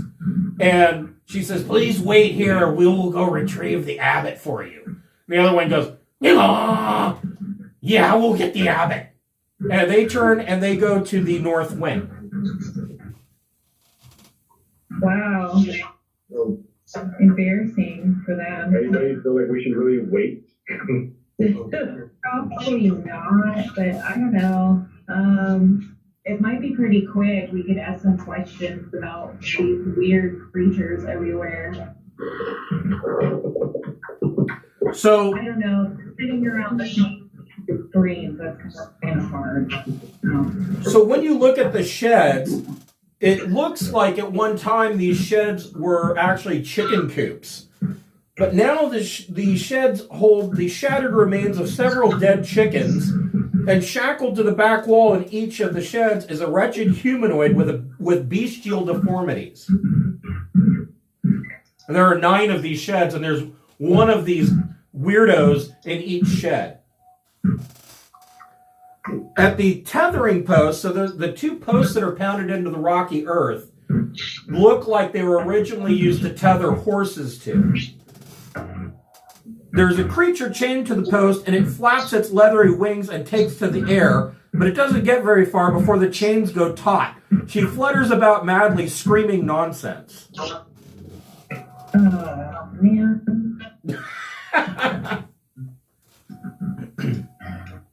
I just want to know what happened to them, and the only one that's out is screaming nonsense, so I can't ask that much. So there's no windows on me. I can't break into anything very well anyway. What do you guys want to do? This is like, it seems like it'd be pretty unbearable to sit around listening to things like that part in like Alien, Miss Sigourney Weaver with all the messed up clothes that are playing around. Like they're abominations. Yeah, that's something. I don't like this idea, but yeah. So, yeah, what would you like to do?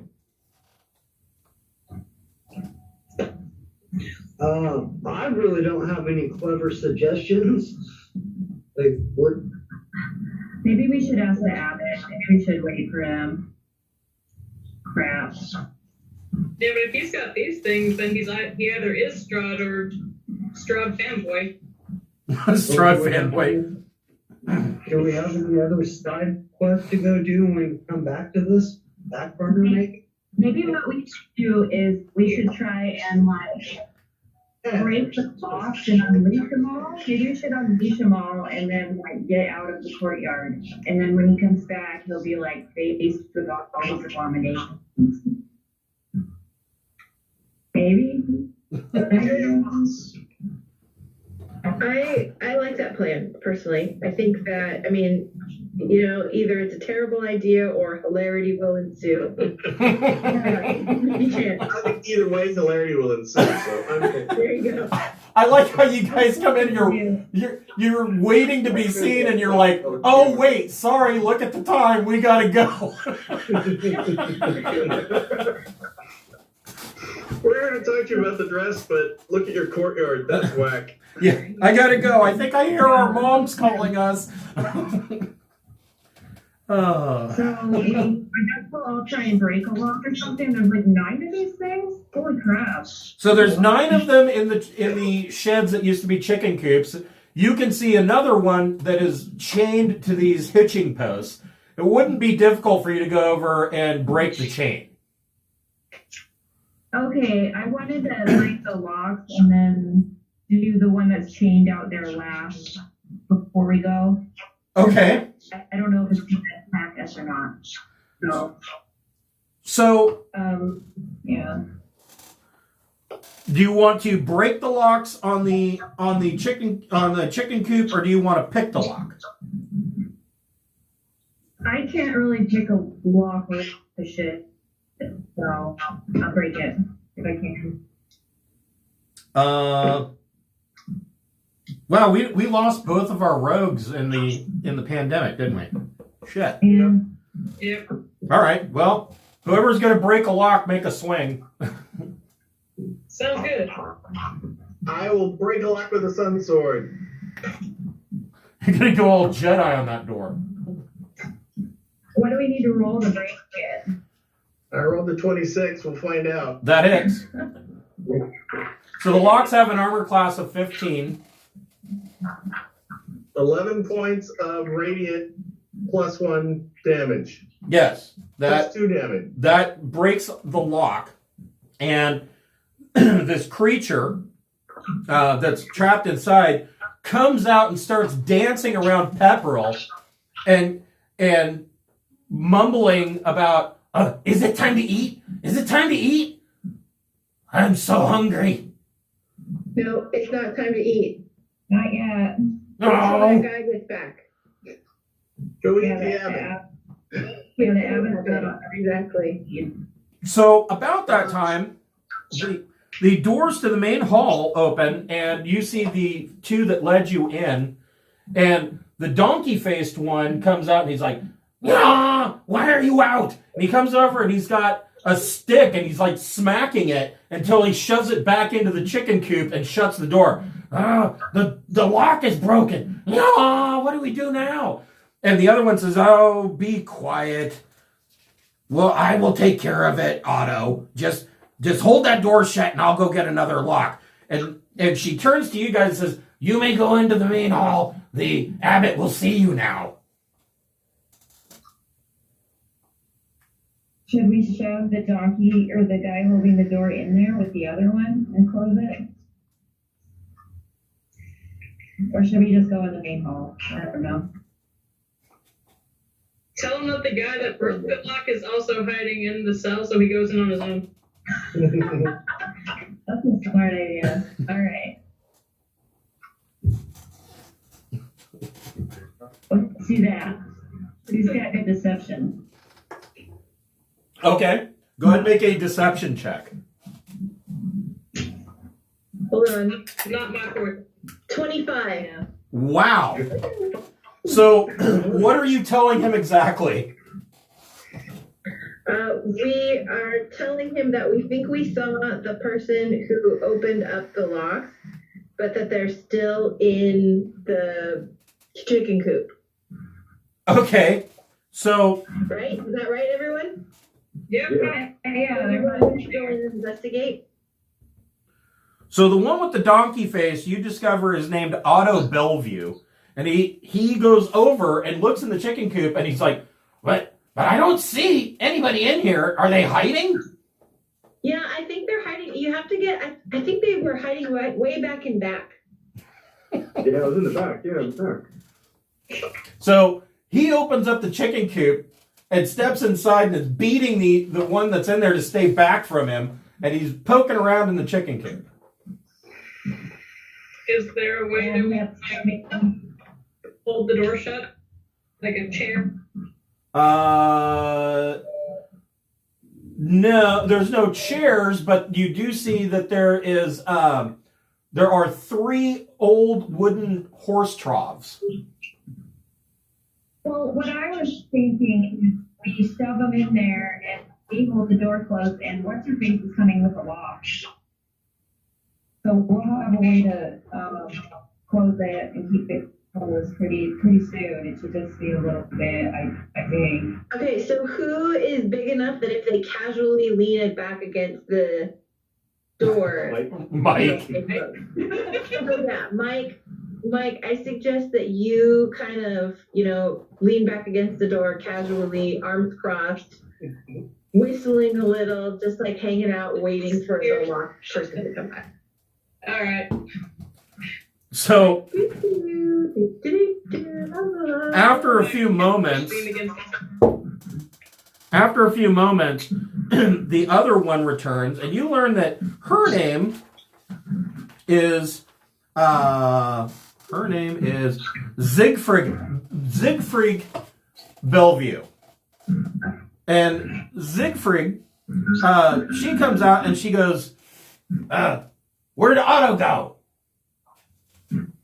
He had to take care of something and asked us to hold the shed shut. Oh, well, that's very kind of you. Thank you for your help. And she goes over and locks the shed shut. Are we not going to try? We weren't going to try and push her in too? I don't know. I thought maybe we were. Yeah. Oh, okay.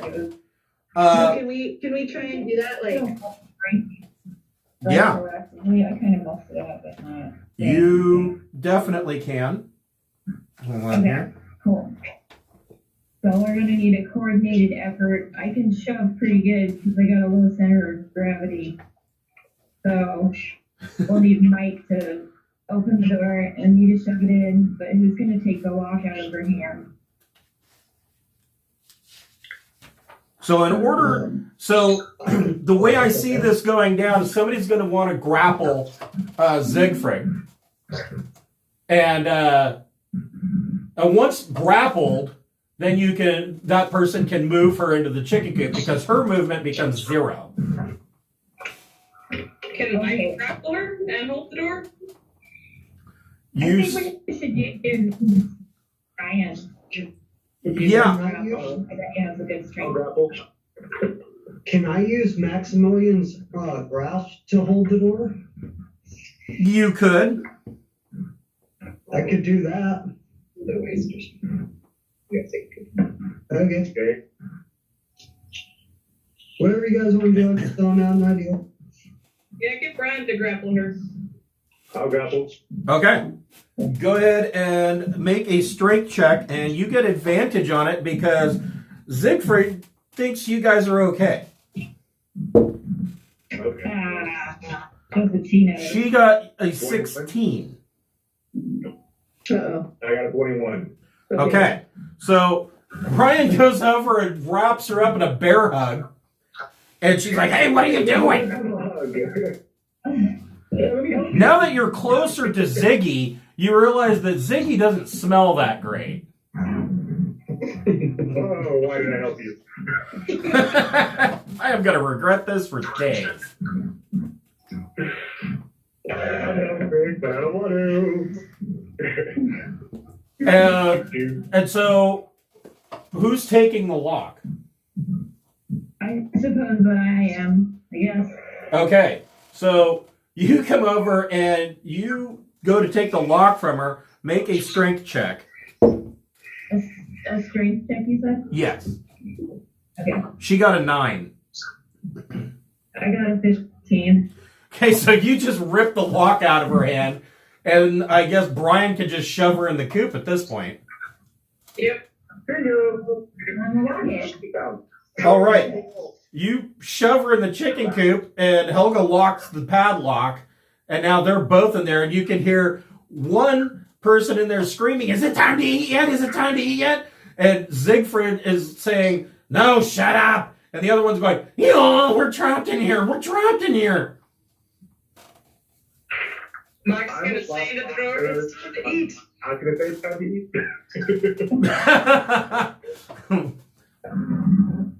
And you can see that the whole chicken coop is now starting to shake. Like there's a tussle going on in there.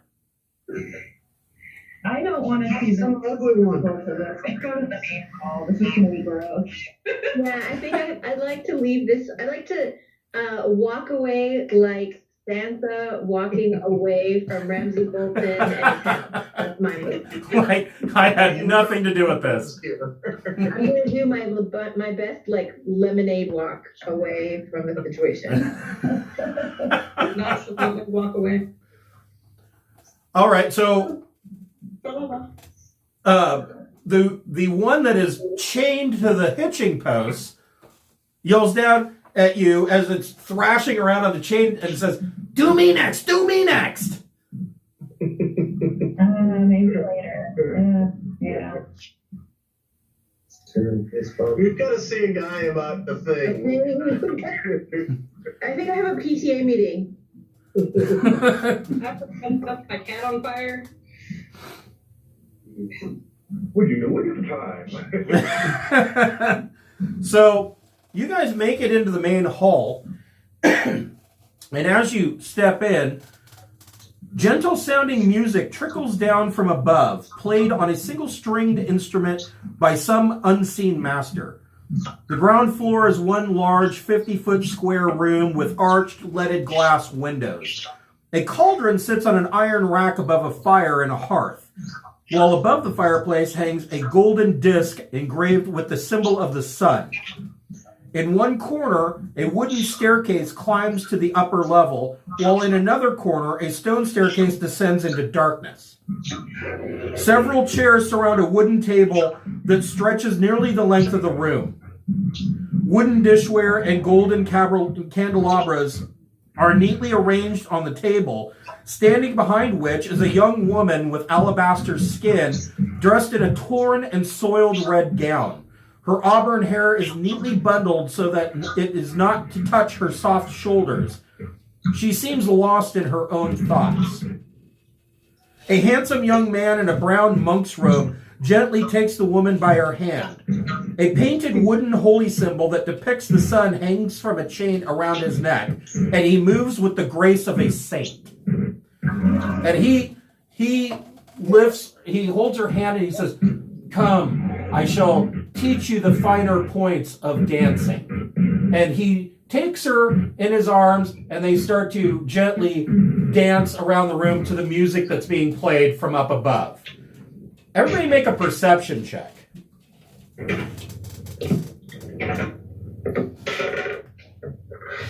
16. 12. 20 23. I got 17. 17. That's a good roll. So far, half of you have gotten it. So,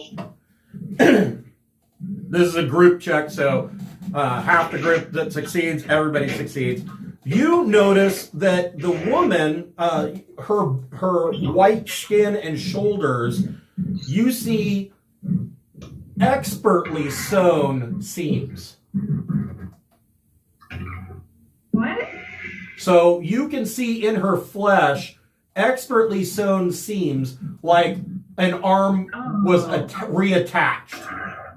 And you can see a number of these on her bare shoulders as she's dancing with this man in the monk robes. And he's dancing with her, and he turns and he says, "Oh, welcome. Welcome to the Abbey of St. Markovia. You must be the people that have come at the Burgermeister's request. I am the abbot. Please allow me to introduce you to Vasilka." And Vasilka turns to look at you, and she has pale blue eyes that have a bit of a gray sheen over them. And Vasilka does her best to do a curtsy for you, but she seems a little stiff.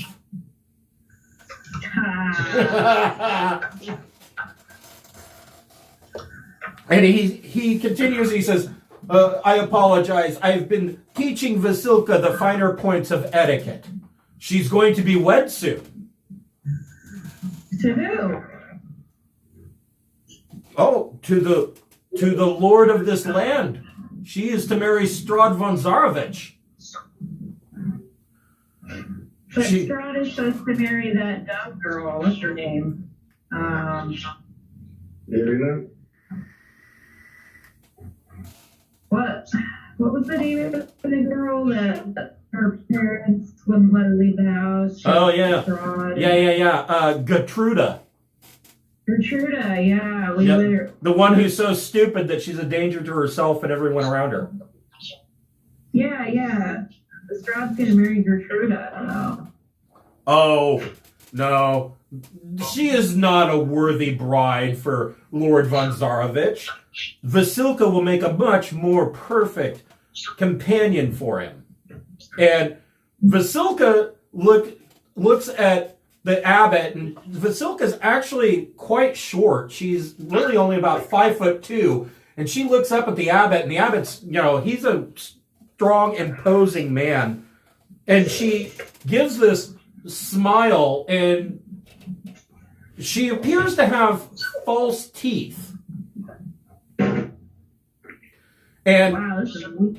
the abbot looks at her and he says, "Oh yes, I know, my sweet. I shall take care of your smile soon." Are you a dentist? He says, "Oh no, I am simply a man of the holy order." But I can tell you that Vasilka, being married to Strahd, shall free the land of Barovia from the curse that it besets it.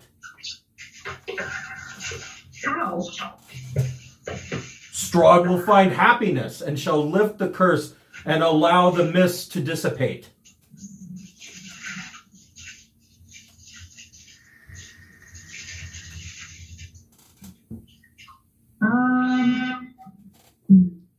I want to confer with the party for a little bit, I think. I think I can politely,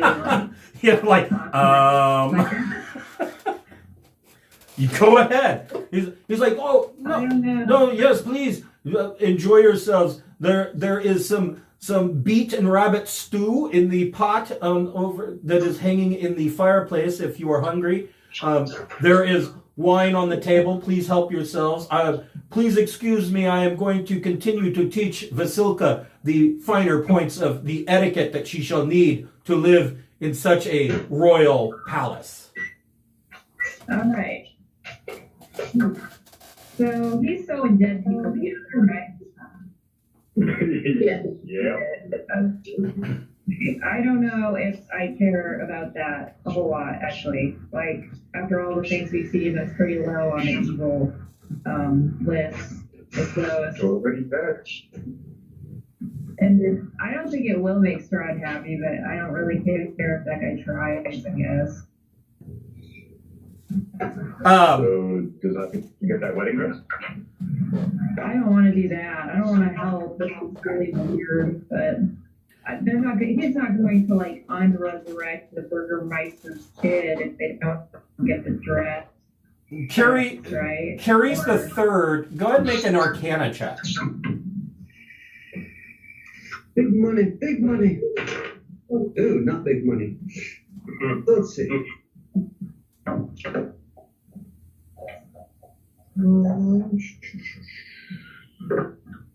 going to use my inspiration to re-roll that. Okay. That was nothing. Because it's advantage. Best roll is 10. On a 10, you realize that Vasilka is probably the most masterful flesh golem you have ever seen created. Interesting. That's all right then. I mean, whatever, right? Like, she's so perfectly stitched that she actually appears dainty and human. Unlike most flesh golems you've seen that are just hulking masses, Vasilka is, a slight woman of 5'2" with a slender build, pretty nice hips. Who knows where he got the lower half of her? But the stitching, putting her together, you wouldn't have noticed if it wasn't for the torn and tattered gown. And then, you overhear as the abbot says to Vasilka, he says, "Try singing. Show us your beautiful voice." And she goes, he's like, "Oh, okay. That's enough, sweet Vasilka. We'll have to work on that later." So wait, put this together expertly, but they need us to get a dress? Like, sew your own, right? Right? Yeah. Well, evidently, it's a completely different skill set. Okay, all right. Magical stitching on the flesh golem. Regular stitching on. Do you think he'd have information about the other weird creature golem things.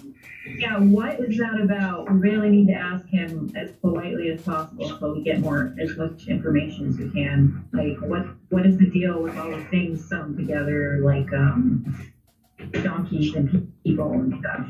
He says, "Oh, yes, I regret that greatly. I turned the Bellevues into mongrel folk in an attempt to in an attempt to do my experimentations. Unfortunately, they've all become so insane that I have to keep them imprisoned here. It's out of necessity." Does he have something against euthanasia, or what's going on? Why not throw them to death? They were already dead. Why can't you just re-kill them? Oh, that would be cruel. I'm not here to extend cruelty. It is my responsibility to keep the Bellevues contained in the Abbey.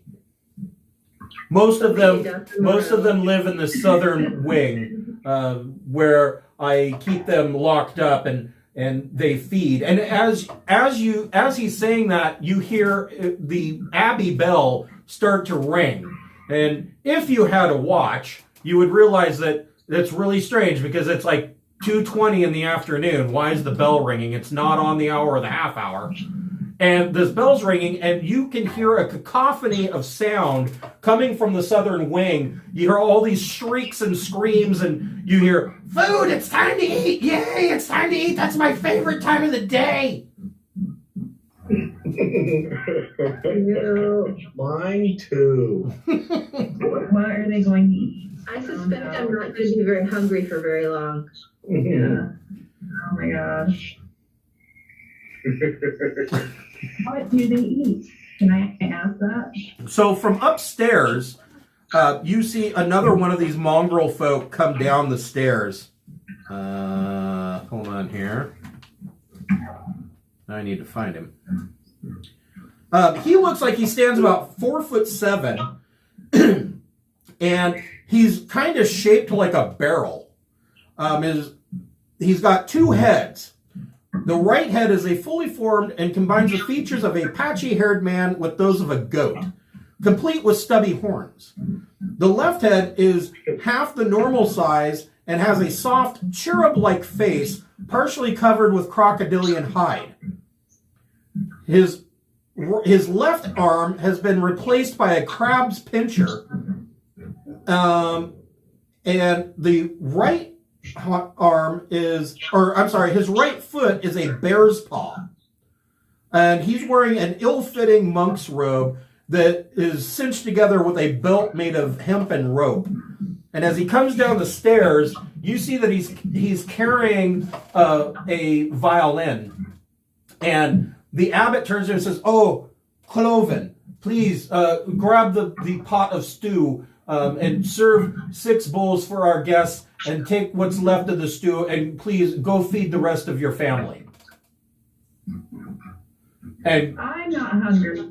Yeah, I'm not hungry. Last time we had food at some weird guy's house is not so good. Is it rabbit? Is it mongrel folk? You never know. And Can so, we ask him if the one Strahd castle is one that he made? I'm sorry, what was that? He asked the abbot if he made the butler at Strahd's castle. Oh, yes. I actually, he is also one of the Bellevues. I sent him to work with Strahd to be his assistant. He's a good fellow. Not quite as crazy as the rest of them. So this guy is the source of all these things. There's not anybody else making them. Okay. Just wanted to be sure. And so Cloven comes over and he spoons 6 of these wooden bowls and fills them with stew, and then takes the pot, and he leaves to go to the south ward to feed the rest of them. And you notice that on the table there are 3 bottles of wine, and The first bottle of wine is just simply labeled Purple Grape Mash number 3. The second bottle is labeled Red Dragon Crush. And the fourth bottle has not been uncorked yet, and it is full, and it is labeled Champagne de la Stump. And all 3 bottles bear the symbol of the Wizard of Wine's winery. Just to remind the party, like, I'll kind of hold, like, reach into my book and kind of flash the party that I still have the... the poison wine. Yeah. In case we need a We don't know. We don't know who would drink it, or I'm not sure if we should use it quite yet. But that is very good to remember in this situation. So what would you like to do? Or are you guys still conferring?